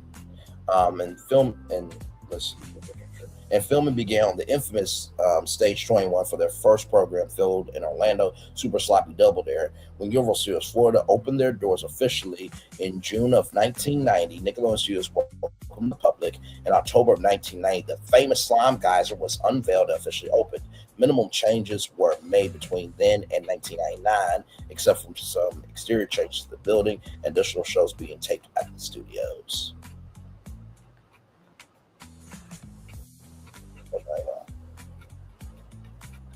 Oh, look at that! Oh my God, me and Bricky are in the same thing. Oh my God, y'all, look at this. Look at this, look at this, look at this, look at this, look at this. Bricky right here. Braylon right here. Look at that. Oh my God. Not to mention I'm on OrlandoInformer.com. Okay, all right.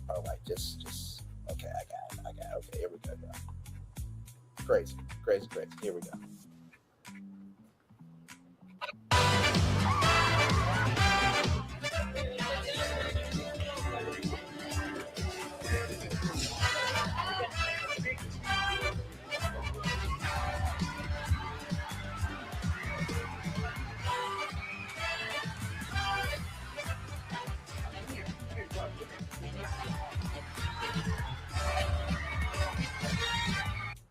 Yes, indeed, there. By 1999, Universal was expanding to be much more as a theme park than a film studio. No new shows were being taped in Orlando. New studios were being added to California, and only a few shows were still being taped in Orlando. The studio had minimal finances at the time. So many props had to be auctioned off, and the studio tour went from a 45-minute long spectacle to a shorter version with less sets and activity. Slime Time Live was eventually canceled in 2003 after a 5-year run. By 2004, only one show, You Pick Live, was being filmed in Orlando. The summer 2004, they decided to add Splat, which was the final show at Nick Studios. In April of 2005, they did their last tour of the studios, and Nickelodeon Studios officially closed. In September 2006, it was announced that Blue Man Group would take over the former Nick Studios in exactly 17 years. After the studio's grand opening, Blue Man Group held their first show. Today, although it's no longer there, but I'm reading the article as it is. Today, the Nickelodeon Suites Resort by Holiday Inn, by the way, contains some of the last remnants of Nickelodeon in the Universal Orlando area. The hotel hosts a Double Dare live show incorporating audience members described as Studio Nick's modernized live Double Dare combines the acceleration of the original Double Dare TV show with new twists and turns provided by state-of-the-art technology, plus updating it, incorporating pop culture like only the Nick Hotel can. So even back then, they were incorporating pop culture. Wait a minute, did they do what they did so eventually I could do what I did? Potentially. And by the way, this bucket would throw down slime. Not actual slime, it's green colored water. Okay? The hotel also offers room with Nickelodeon themes in the suites. Character breakfasts are often featuring SpongeBob SquarePants. I know it's not SpongeBob. Listen, you take what you can get around here, all right? Dora the Explorer. Swiper, no swiping. Swiper, no swiping. Oh, man. And other well-known Nickelodeon characters. A favorite at the Nickelodeon Suites Resort was the Orlando massive slime, in which 400 gallons of slime are dumped from the Lagoon Tower slide tower directly onto their guests. Why I love to see Nickelodeon Studios come back. Nickelodeon was such a huge network in the early 1990s and 2000s, and it still is a large enterprise today. While many of the original shows are no longer filmed, and the network has moved in a very different direction than their original program, they are still a leader in the children's television industry. The memories of the original Nickelodeon mixed with the contemporary of Nickelodeon of today will set up a scenario that would be perfect for Universal, taking a step into one of the best television channels background and learning about the television shows and being part of them is what Universal Studios Florida is all about. Bringing back Nickelodeon Studios would bring this happiness to a whole new generation of children. There's only one place to get slime, gacked, and double dared. Nickelodeon Studios. Yeah, that logo will be merchandise. All right, let's get to it. It's Nickelodeon Studios, the place where Nick is made, the only at Universal Studios Florida, and the only place where you can be green slime, gacked, and more. Help test exciting new games at Nickelodeon Studios Game Lab. Go behind the scenes of shows like Carissa Explains It All, Nickelodeon Winterville, and Nickelodeon Guts. Do you have the guts? You can be part of a studio audience for Nick shows, and while you're here, face the all-new Attack of Jaws, Rocket, Back to the Future, Fly Home with E.T., ride the movies, and much more. Come have the slime of your life at Universal Studios Florida, the only place you can be a part of Nickelodeon live every day. That's how you do it live, ladies and gentlemen. There are many movements to bring back Nickelodeon Studios, including several Facebook pages and petitions. Rumors are circulated over the years. Of plans to bring back the studios back.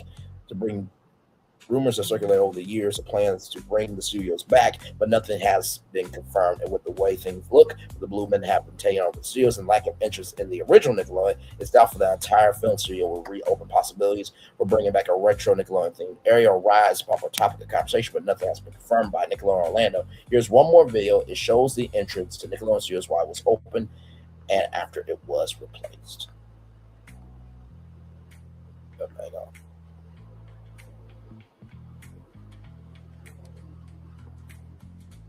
Get the Picture was taped before a live audience in Nickelodeon Studios at Universal Studios in Orlando, Florida. Get the Picture was taped before a live audience in Nickelodeon Studios at Universal Studios in Orlando, Florida. Well, I have to tell you, and by the way, that last picture was literally where it used to. So the fountain was right here, and then Nickelodeon Studios was right behind there. I will just say this to Amy Pelfer. Allie Pelfer. So Allie Pelfer, this young lady right here. Just know that this is a love letter to you, to Dawn Travick, to Jessica Holmes, to Dave Hazer, to every single 90s kid. I was so nervous tonight to present this to you all because I want to make sure that I had the imagination of growing Nickelodeon up, but recognizing every kid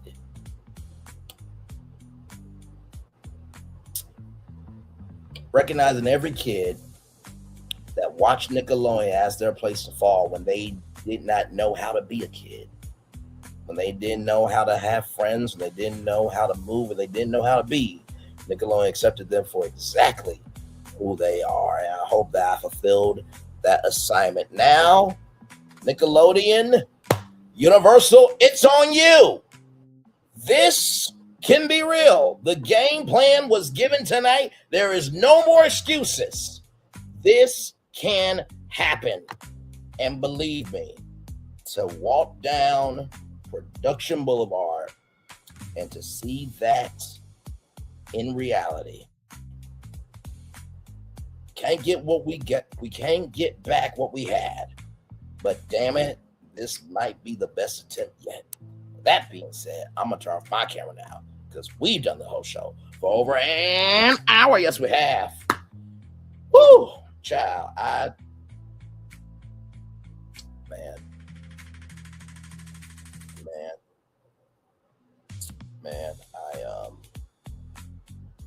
woo!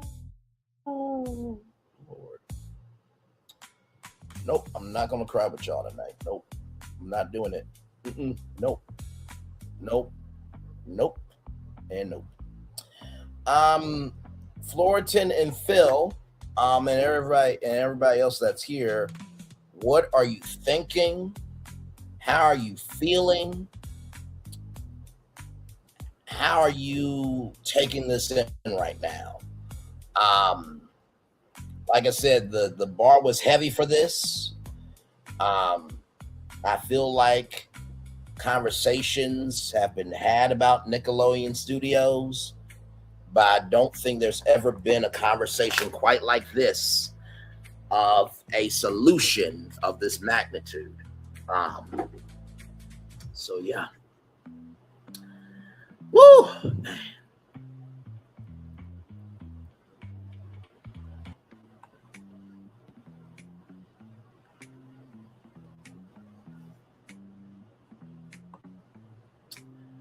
Grownelodeon right there, everybody. Oh my God. I just, whew, man. Man, oh man, oh man.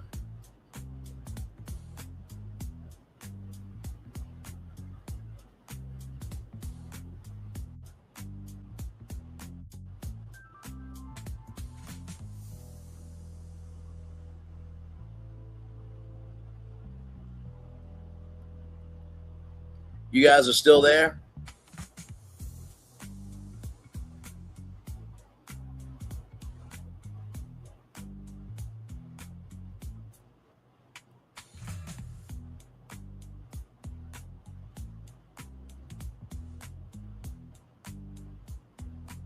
Oh man. Grownelodeon Studios, y'all. It could happen. It could very well happen. It could very well happen. And honestly, the is the only building that's missed. It's literally facing the Universal. It's literally facing the front of Universal Orlando, this building.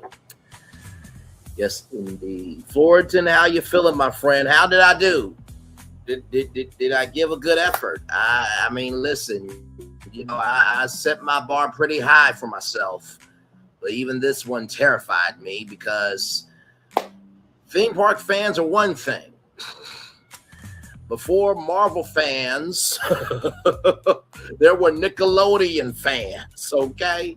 So you can't come weak when you're talking about this building right here. But what are your thoughts?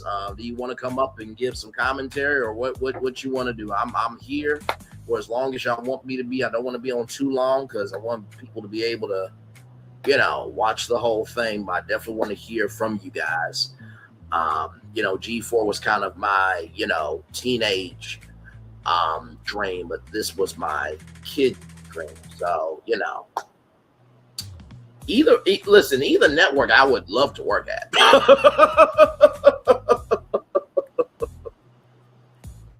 Oh man.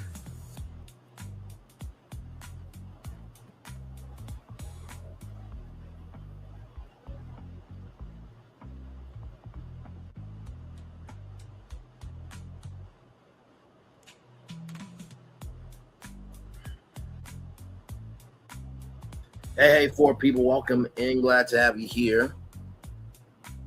Thank you, Phil. Thank you. Do you guys want to come up for a little bit, or are you good tonight? It's up to y'all. Because like I said, I feel like, you know, both options, honestly, like you said, are great because, you know, entertainment news is constant. Content is being created every day. So to have a network for the creator economy, it's going to get to that point. It's going to get to that point eventually. You know, Fox has Fox Creator Studios already. You're good? Okay. All good, brother. All good.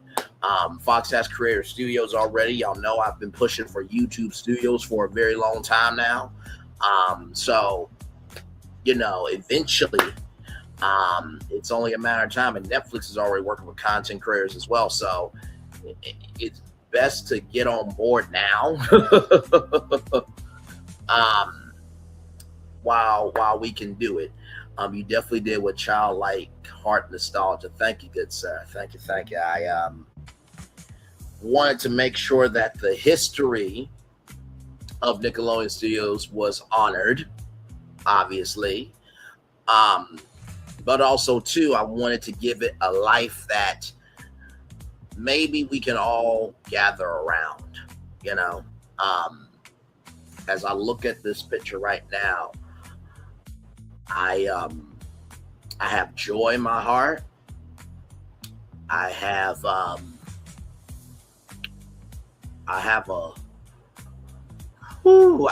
a peace about it.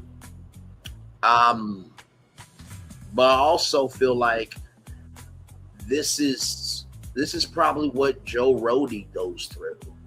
I know I brought up a Disney Imagineer, but Joe Rohde, he's the philosopher, he's the architect, he is the visionary of, you know, Disney's Animal Kingdom, and I gotta say, I had a Joe Rohde night tonight. It gave deja vu of an OG 55 episode of Nickelodeon. Oh wow, that is high praise! Wow, wow, wow, wow, wow. And like I said, we never seen the building in neon before, so you know, you can kind of consider this your first time seeing it in neon, you know, even though it's not really real, y'all. It's AI, so don't trip too much about it. But that can be real. Just got to expand the splat a little bit to add more letters. Because Nick was 4 letters and GROWN. Oh, you know what? It's 5 letters, so we just add 1 more letter. One of the best cover art I have ever seen. Thank you, good sir. Thank you. Like I said, I hope that this creates the conversation that's needed. Sometimes, like I said in the last show, sometimes conversations start because they have a purpose to start. And then later on down the line, they continue and they have a purposeful conclusion. Neon makes everything better, as Fortin said. I agree. Thank you, good sir. And not to mention, too, we're a nighttime show, so I definitely wanted to keep it on theme. You know what I mean? So,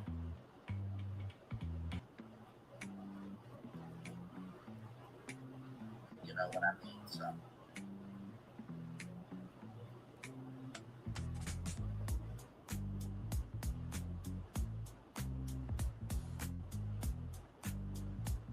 like I said, Nickelodeon, Paramount, Universal, this can happen. Take Pop TV, they ain't doing shit, and make it Grownelodeon, okay? I don't want to hear it can't happen. Y'all did a whole network called Team Nick, and Nick Hand was the chairman of it. And yes, if you need a chairman, I will gladly be the chairman of Grownelodeon Studios, absolutely. But you're also going to have to pay me my worth, too. Because David Ellison, Larry Ellison, all of y'all at Paramount, y'all could not do a 5th quarter or a half of this. Because y'all are about the bottom dollar. Instead of understanding the magnitude of connecting with people. Without connecting with people, they can't invest money into the product and service you're giving. Epic Universe is glorious for that, absolutely. And can you imagine this or G4 a part of the landscape? like I said, can you imagine if you worked for Grownelodeon Studios and you worked on Grownelodeon Entertainment News this morning and you had to do a live shot from Epic Universe at like 7 o'clock in the morning? Now, of course, you know, 7 a.m. is very early. But there are worse ways to work.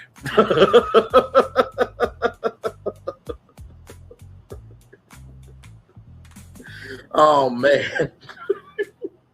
Hey, can I get a coffee? Somebody go to Starbucks at Epic Universe and give me a Starbucks latte. Make it an extra large because I need to wake up. This building could have been the clock tower Plaza Square of Back to the Future. Yeah.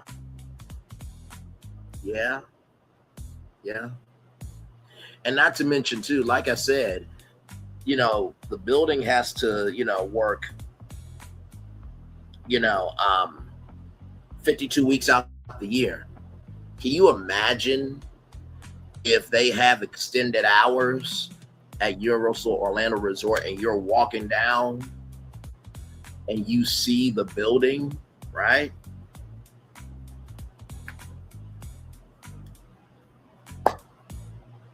I mean, man.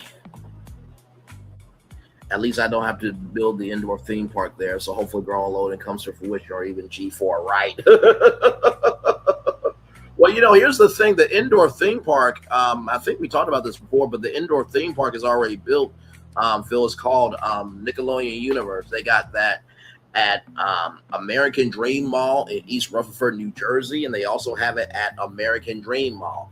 Now, we all know the Nickelodeon Hotel that's coming back to Orlando, and we know that there's a particular location where Nickelodeon Universe can come to Orlando, and it would get Disney money, it will get Universal money, it would also get Warner Brothers World Orlando and that other pocket there. It will be a part of Theme Park Alley. But hey, listen, we just talk on this channel. And yes, we did cover all that on this channel. Okay.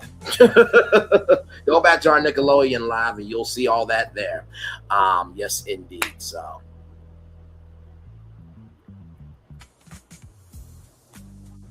Man.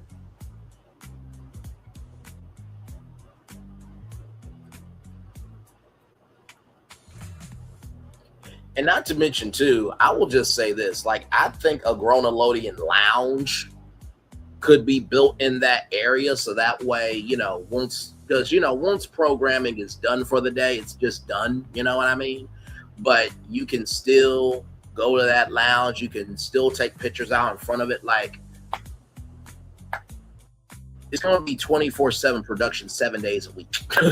You know what I mean? So yeah, but to walk down and to see that building lit up in neon would be an absolute dream come true.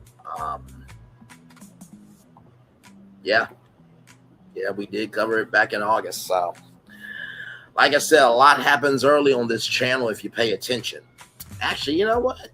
Instead of just telling you a lot happens early, I got some good friends, Julie Chimunvez, Dave Price, Rush Mitchell, Harry Smith, and Maggie Rodriguez. Y'all tell them about what happens over here, Roland. It's a new morning for America's family. Sun's coming up, so make it all that it can be.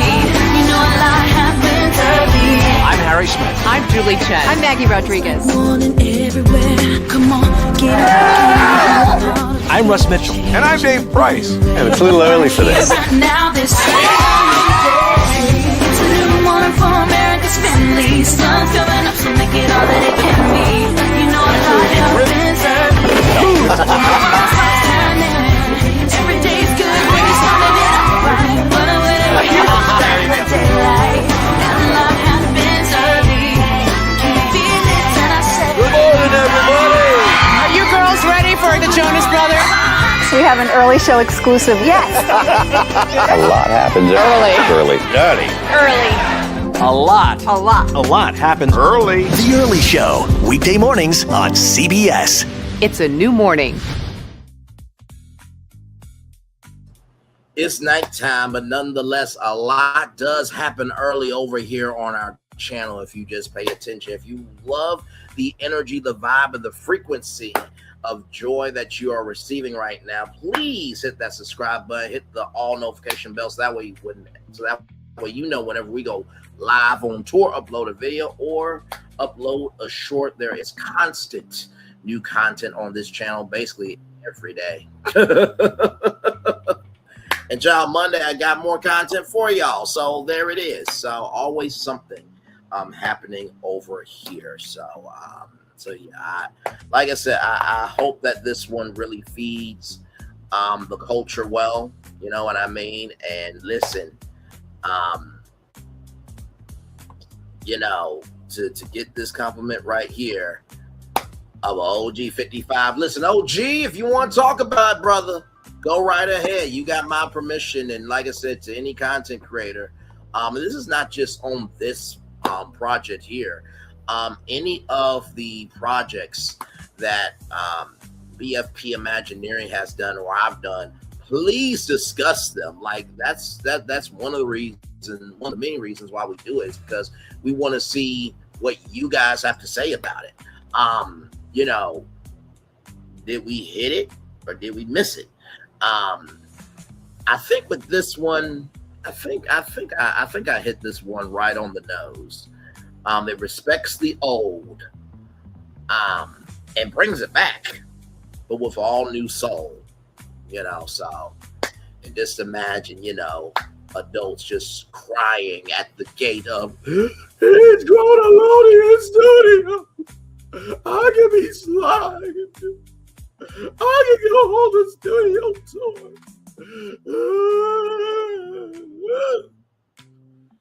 Because it shouldn't just be Epic Universe where people lose their minds.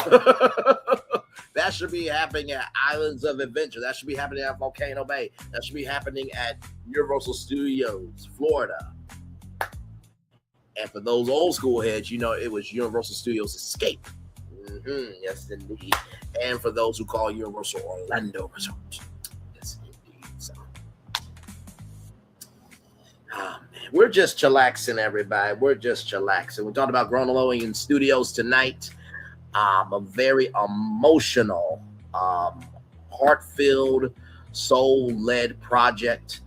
Like I said, Paramount, Nickelodeon, Universal, it's on y'all. It's on y'all. And honestly, y'all do this, okay, if you do this or G4, we're going to have some issues. We're going to have some issues. We're going to have some issues. Because, like I said, I'm available to work with, okay? I don't want to have no problems with y'all, okay? And you certainly don't want to have no problems with me, all right? All right, moving on. Or as I usually say, okay, all right, moving on. Yes, indeed. So, but good stuff. Good stuff, good stuff, good stuff. So we'll chill out here for at least until, what, 2 hours and 7 minutes? And then after that, I think we'll get out of here. But yes, indeed. So, you know what? I want to do something real quick here. Now, I know that this is, you know, bringing up another brand, but I feel like some fireworks deserve to go off behind this idea. Yes, I do. And I know what people are going to say, well, why didn't fireworks go off for G4? G4 was more of bringing G4 to the brink of matching where the energy was. This was purely off of my childhood imagination. So please, and listen, I'm sure fireworks will be going off for the grand opening of G4 Studios, or G4, the Plug of the Culture Studios, if it happened from Universal Orlando Resort. But for this one right here, I believe there's some fireworks that should be off behind this one. So we'll enjoy that. Yes, indeed, man.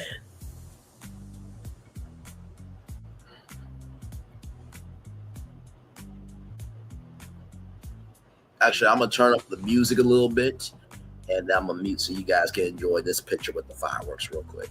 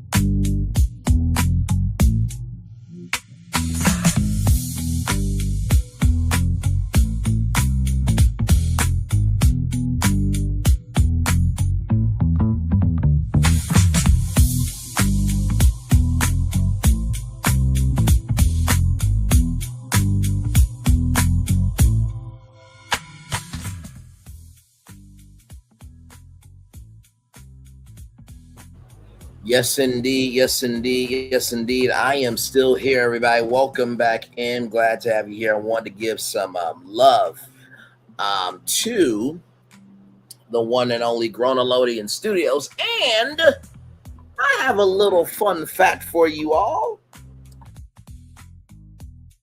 Hey, everybody. I'm back. Sorry, y'all. Wanted to give you guys one more fun fact here. So as you guys know, Nickelodeon was talking to Universal and to Disney. Do you know what really would solidify this thing?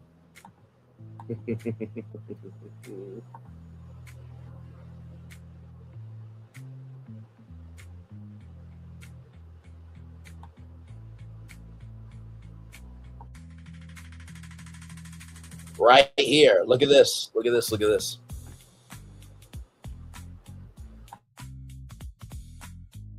Doug originally aired on Nickelodeon from August 11th, 1991 to January 2nd of 1994, and on ABC from September 7th of 1996 to June 26th of 1999.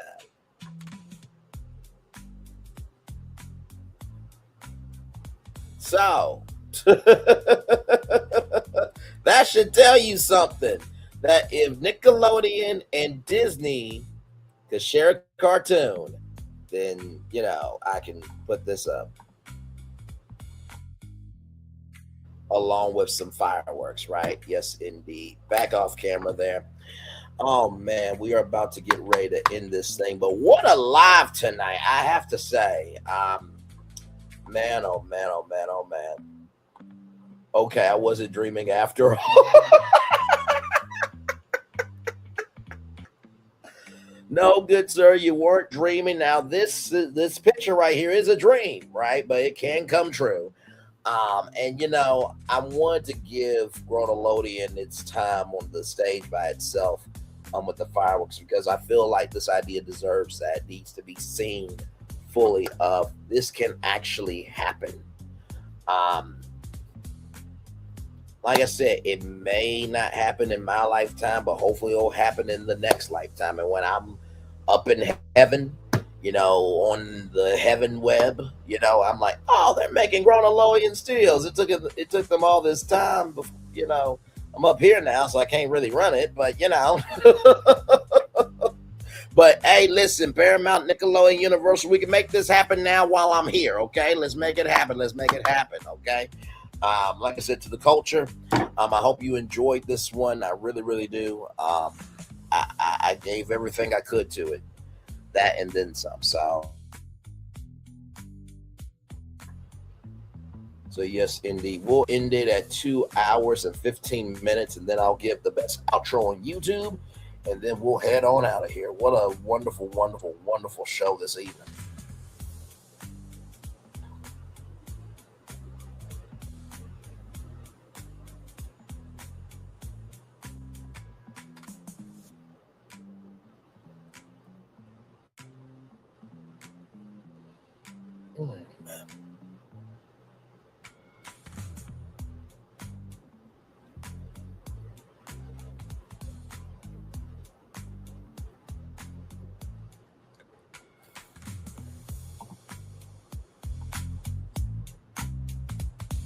Yes, we are just chillaxing here. Glad to have all you here.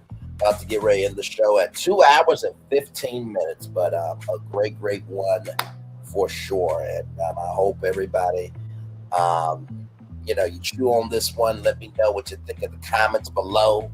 Would love to hear from you on your take. Is there anything that you would add? I mean, I don't know what else you can add. I mean, I mean, honestly. But hey, you know what? Sometimes, you know, what you see might be different to somebody else. Everything is in the eye of the beholder after all. But yes, indeed.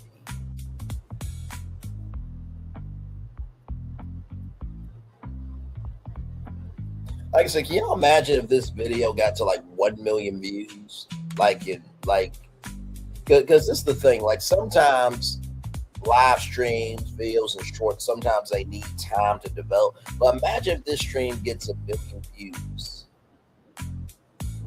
just in one day, or this year, or the next year, And then the conversation is like, all right, y'all, this is big. I'm really confused. Okay, now we got to really talk about Nickelodeon. Now, you know, we've been trying to not talk about this, that, third. Then this guy named Braylon comes up with this great idea to bring an entertainment network by Nickelodeon, Grownelodeon, and just...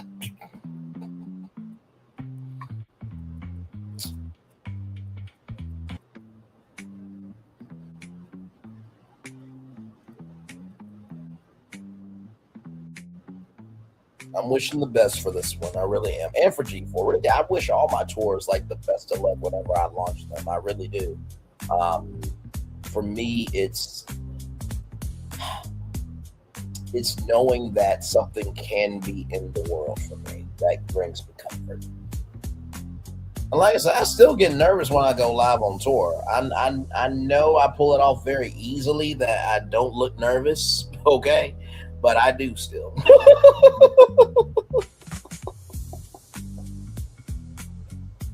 Oh man, I definitely do. So no one will take a picture of that because it's not in a film. Kidding. Oh my God. You know what? This is not real. Why is this being talked about? Why are we in a space to think about it? Does anybody not remember a man named Walt Disney who says, as long as there's imagination left in the world, Disneyland will never be completed? Back off camera.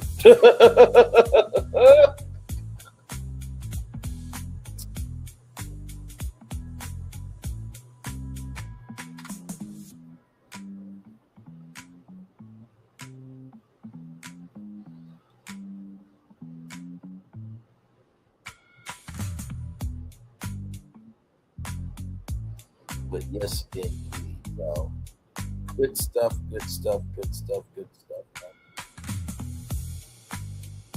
I'm glad I did these two lives today. I really am. Like they and let me tell you something, y'all. I normally don't go live on Sundays. I really don't.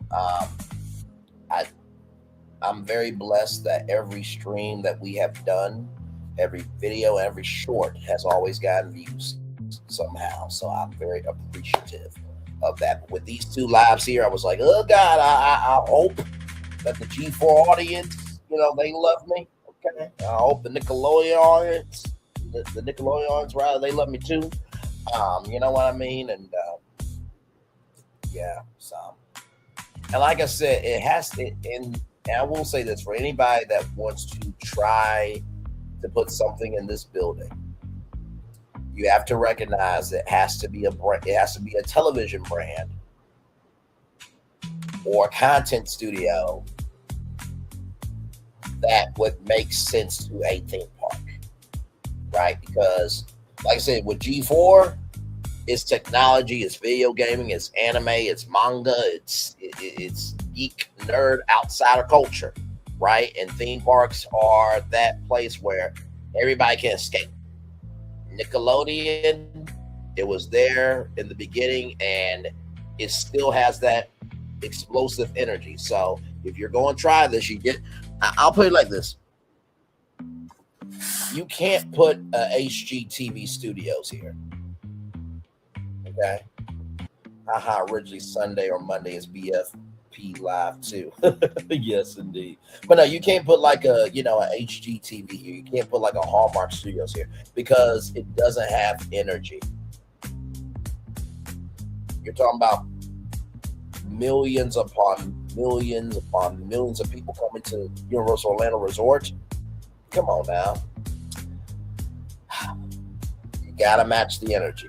Speaking of that, back off camera, now with Grownelodeon in your mind, imagine, if you will, that it was a part of Epic Universe. Roll it.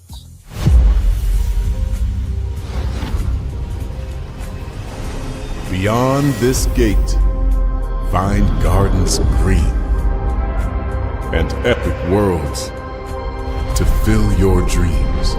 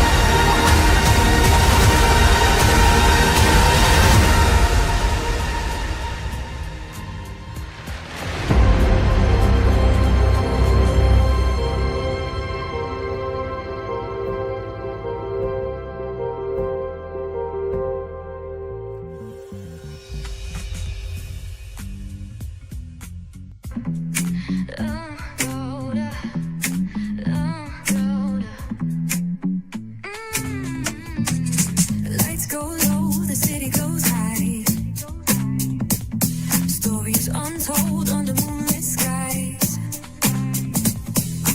Braylon got the vibe, got the flow for the culture. Yeah, you already know. Turn it up, lean back, feel the breeze. Late night truths drifting through the trees. It's for the culture, by the culture. Braylon got the soul to show ya. Breaking it down, lifting it higher. Feel the rhythm, spark the fire. Headlines flip with a soulful twist. Behind the scenes where the magic sits. It's the heartbeat of the now and the then. Where the story starts and never ends. Tune in, lean and feel the groove. Every moment, a vibe you can't lose. It's for the culture, by the culture. Braylon got the soul to show ya. Breaking it down, lifting it higher. Feel the rhythm, spark the fire.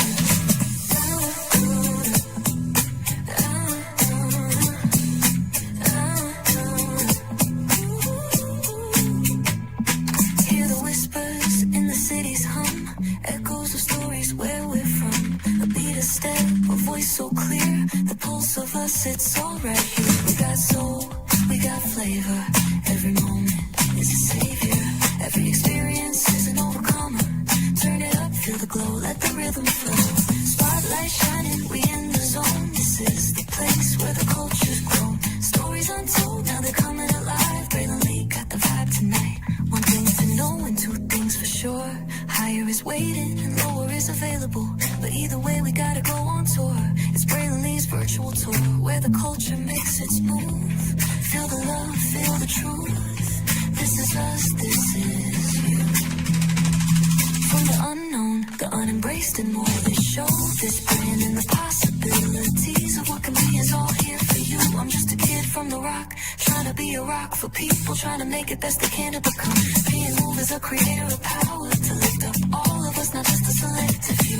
For the culture, by the culture, here we be. Braylon Lee, bringing life to your screen. Feel the soul, feel the truth. We're free, trust and believe. It's entertainment, news done our way with. Braylon Lee, spotlight sharp like a diamond shine. We see the stars, but the stories align. Deep in the soul where the heartbeats find. The pulse of the people redefining time. Just a pro tip, people have to earn the right to hear your story, but in addition to that, people have to earn the responsibility to be a part of it. Just because we are not seen by everybody doesn't mean we are not been seen by who needs to see us. Noise equals attention and sound equals purpose. Anybody can be a creator, but it takes a somebody to be an artist.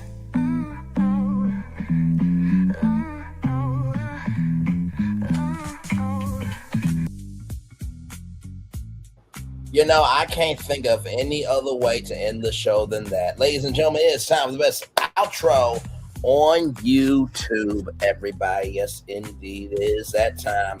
Know what you do and do what you know. Never say you want one special, because you are always one of blessed. And trust, you may not be where you want to be, but by the end of it, you'll be where you need to be. Do what you've been chosen to do. Why, it's one thing to call yourself, it's another thing to be chosen. One love, much love, all love. I have spent time with you. You have spent time with me. And hopefully, by spending time together, we're on some break together. And always remember, where you're doing radio, television, YouTube, or your best life, or you're just trying to put a dream out there that, you know, listen, people are available and resources need to be utilized more often than they are as the fireworks are going off behind us there, ladies and gentlemen. Make sure the replay is not just for you watch it, not just for you listen to it, but if you want to experience it again. I love you. I value you. I embrace you all. Always remember, or see love, you gotta give it, or see love, you gotta give it, or see love, you gotta give it. Whatever obstacles you've overcome, whatever success you have achieved upon this particular day, I'm extremely proud of you. But no one else is proud of you. Proud of your damn. So finally, y'all, you know, we hear about technology so much, right? And we hear about the negative side of it. And, you know, it's not the fact that money is evil. It's the love of money that's the real one. It's not that technology is evil. It's how you use it that can be evil. And finally, it's not so much that there are bad ideas out there. It is the people who are empowered to be approved for those bad ideas. That's what makes them bad. And so, I gotta end it with a good friend of mine. Oh, man.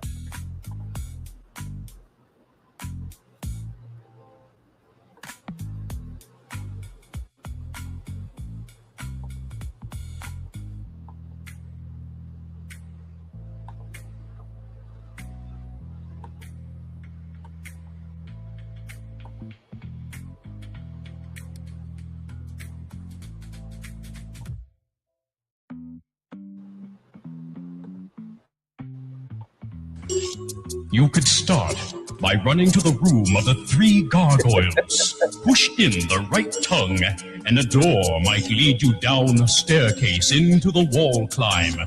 Here, you must choose your next path. You could race up to the observatory, spin the sundial, and pass into the room of the golden idols. Once there, push down on their bases to release the doors that may take you below or lead you into the shrine of the silver monkey. Assemble the statue there, and you may be headed for the torch room. If the elevator is up, you could jump into the elevator and descend into the mine shaft. You might climb up the ladder or plow through the stone wall.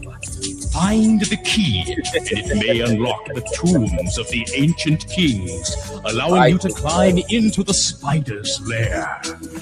If you escape, you may have a chance to sit upon the throne of the pretender. If the correct door is unlocked, you'll be able to crawl into the pit of despair and finally make your way through the cave of sighs back to the temple gate. The choices are yours and yours alone. Good luck. You know what I love about that? Olmec gave you many paths, but he trusts you enough that you have earned the right to enter into his temple. And I hope that with this live, even though it took 2 hours and 28 minutes and 5 seconds to get to, through the cave of sides and back out, through the temple gates, we had a good time in the temple of what could be. Yes, indeed. Commercial break and fireworks are coming your way for the day that was, for the day that's come, for the blessing on you, me, always, as a society, as a people, as a culture. Shout out to Black Mage 8 for that. And I feel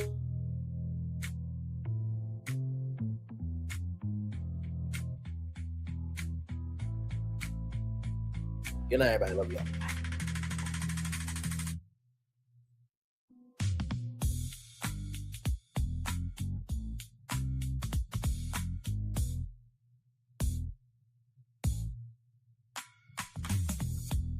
I'm trying to wait for the fireworks to go off one more time. LOL.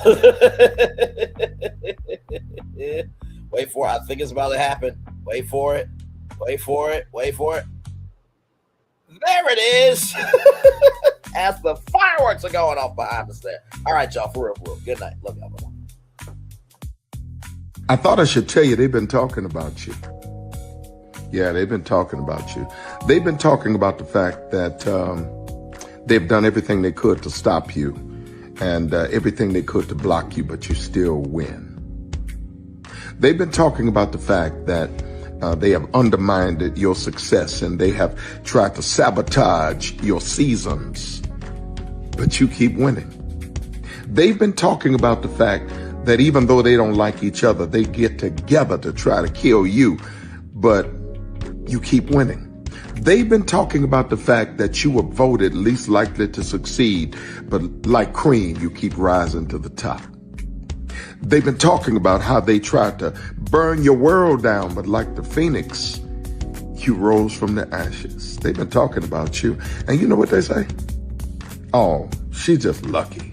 He's just lucky. But no, you ain't lucky. You're anointed. You got something on you. You got favor on you. You got power on you. You were born to win.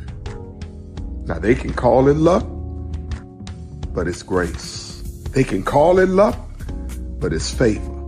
But whatever they call it, it doesn't matter, because you know what God calls you? Do you know what God calls you? A winner. I thought I should tell you, they've been talking about you.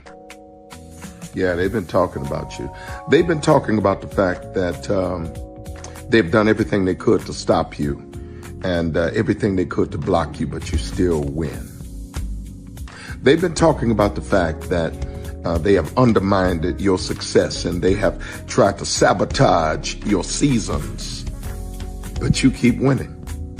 They've been talking about the fact that even though they don't like each other, they get together to try to kill you, but you keep winning. They've been talking about the fact that you were voted least likely to succeed, but like cream, you keep rising to the top. They've been talking about how they tried to burn your world down, but like the phoenix, you rose from the ashes. They've been talking about you. And you know what they say? Oh, she's just lucky. He's just lucky. But no, you ain't lucky. You're anointed. You got something on you. You got favor on you. You got power on you. You were born to win. Now they can call it luck, but it's grace. They can call it luck, but it's favor. But whatever they call it, it doesn't matter, because you know what God calls you? Do you know what God calls you? A winner. Good evening. My name is Mark Woodbury. I'm the chairman and CEO of Universal Destinations and Experiences. Well, we're finally here. Tomorrow we begin a new chapter at Universal Orlando Resort as we open Epic Universe. We built this place for you. I want to thank you, our fans, for your love of our stories, characters, and immersive experiences that inspired this incredible place. Epic Universe represents over 8 years of meticulous planning, immense creativity, and innovation, combined with unmatched craftsmanship and operational excellence on the part of thousands of people who have brought to life the stories and characters that live beyond each of Epic's portals. But it represents so much more. Your love of Universal and the deep connections we've shared together here in Orlando over the past 30 years inspired us to dream bigger and to push the boundaries to create something extraordinary for you and for generations of fans and families to come. And tomorrow, as we open Epic Universe, I can't wait for you to experience this place for yourself. Now it's your turn to step inside, to lose yourself, and to share this place with the ones you love most. As we open this park, we hope your world becomes a little more epic. Tomorrow, Epic Universe becomes yours.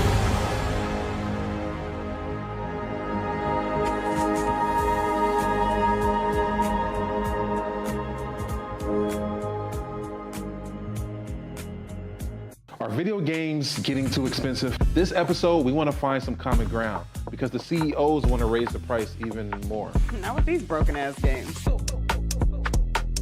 $5 million. That's how much San Andreas costs to make. Is it their fault for selling or our fault for buying? Corporations claim all this stuff. Devs say otherwise. Sports gamers, cozy gamers, whatever you call the people who play Power Wash Simulator. I think it stings a little bit more because I'm spending my actual money and my mom is not. Imagine they get rid of all movie theaters and then charge you the same price to watch the same movie at home. That's like every streaming service. It doesn't have to be the longest of games, but am I having fun with it? This is Lex. I'm Ronell. Let's get right into it.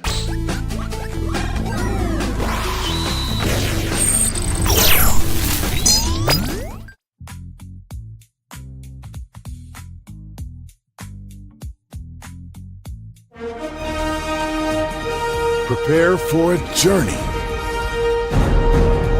beyond imagination, beyond belief, beyond anything you've experienced before. Universal Epic Universe, a new theme park where you'll step through extraordinary portals to 5 immersive worlds. Prepare for a cosmic voyage of discovery. An isle of fire-breathing excitement. A shadowy world of monsters and mystery. New wonders in the wizarding world. And a new way to play. Plus the splendor of a magnificent resort hotel overlooking the park. It's all new excitement at Universal Orlando Resort. A week's worth of vacation thrills with 4 amazing theme parks, a variety of spectacular themed hotels, and incredible dining and entertainment.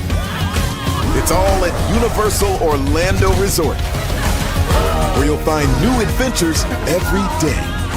Explore the astonishing worlds of Universal Epic Universe at Universal Orlando Resort. Because here's the thing, a good streamer can find other content. Because here's the thing, a good streamer can find other content. Because here's the thing, a good streamer can find other content. Because I've been moving on my own accord, covering Black culture. There is more to life. I heard that, friend. Braylon, shout out to Braylon. Make sure y'all go follow Braylon in case y'all haven't. I love your content. I've been moving on my own accord, covering Black culture. There is more to life. I heard that, friend. Braylon, shout out to Braylon. Make sure y'all go follow Braylon in case y'all haven't. I love your content. I've been moving on my own accord, covering Black culture. There is more to life. I heard that, friend. Braylon, shout out to Braylon. Make sure y'all go follow Braylon in case y'all haven't. I love your content. Child, Braylon been over there doing his thing, minding his GD business, staying out of trouble, trying to get the folks some positive stuff to talk about. Besides lying all the damn time. Child, Braylon been over there doing his thing, minding his GD business, staying out of trouble, trying to get the folks some positive stuff to talk about. Besides lying all the damn time. Child, Braylon been over there doing his thing, minding his GD business, staying out of trouble, trying to get the folks some positive stuff to talk about. Besides lying all the damn time. Child, Braylon been over there doing his thing, minding his GD business, staying out of trouble, trying to get the folks some positive stuff to talk about. Besides lying all the damn time. Child, Braylon been over there doing his thing, minding his GD business, staying out of trouble, trying to get the folks some positive stuff to talk about. Besides lying all the damn time. Child, Braylon been over there doing his thing, minding his GD business, staying out of trouble, trying to get the folks some positive stuff to talk about. Besides lying all the damn time.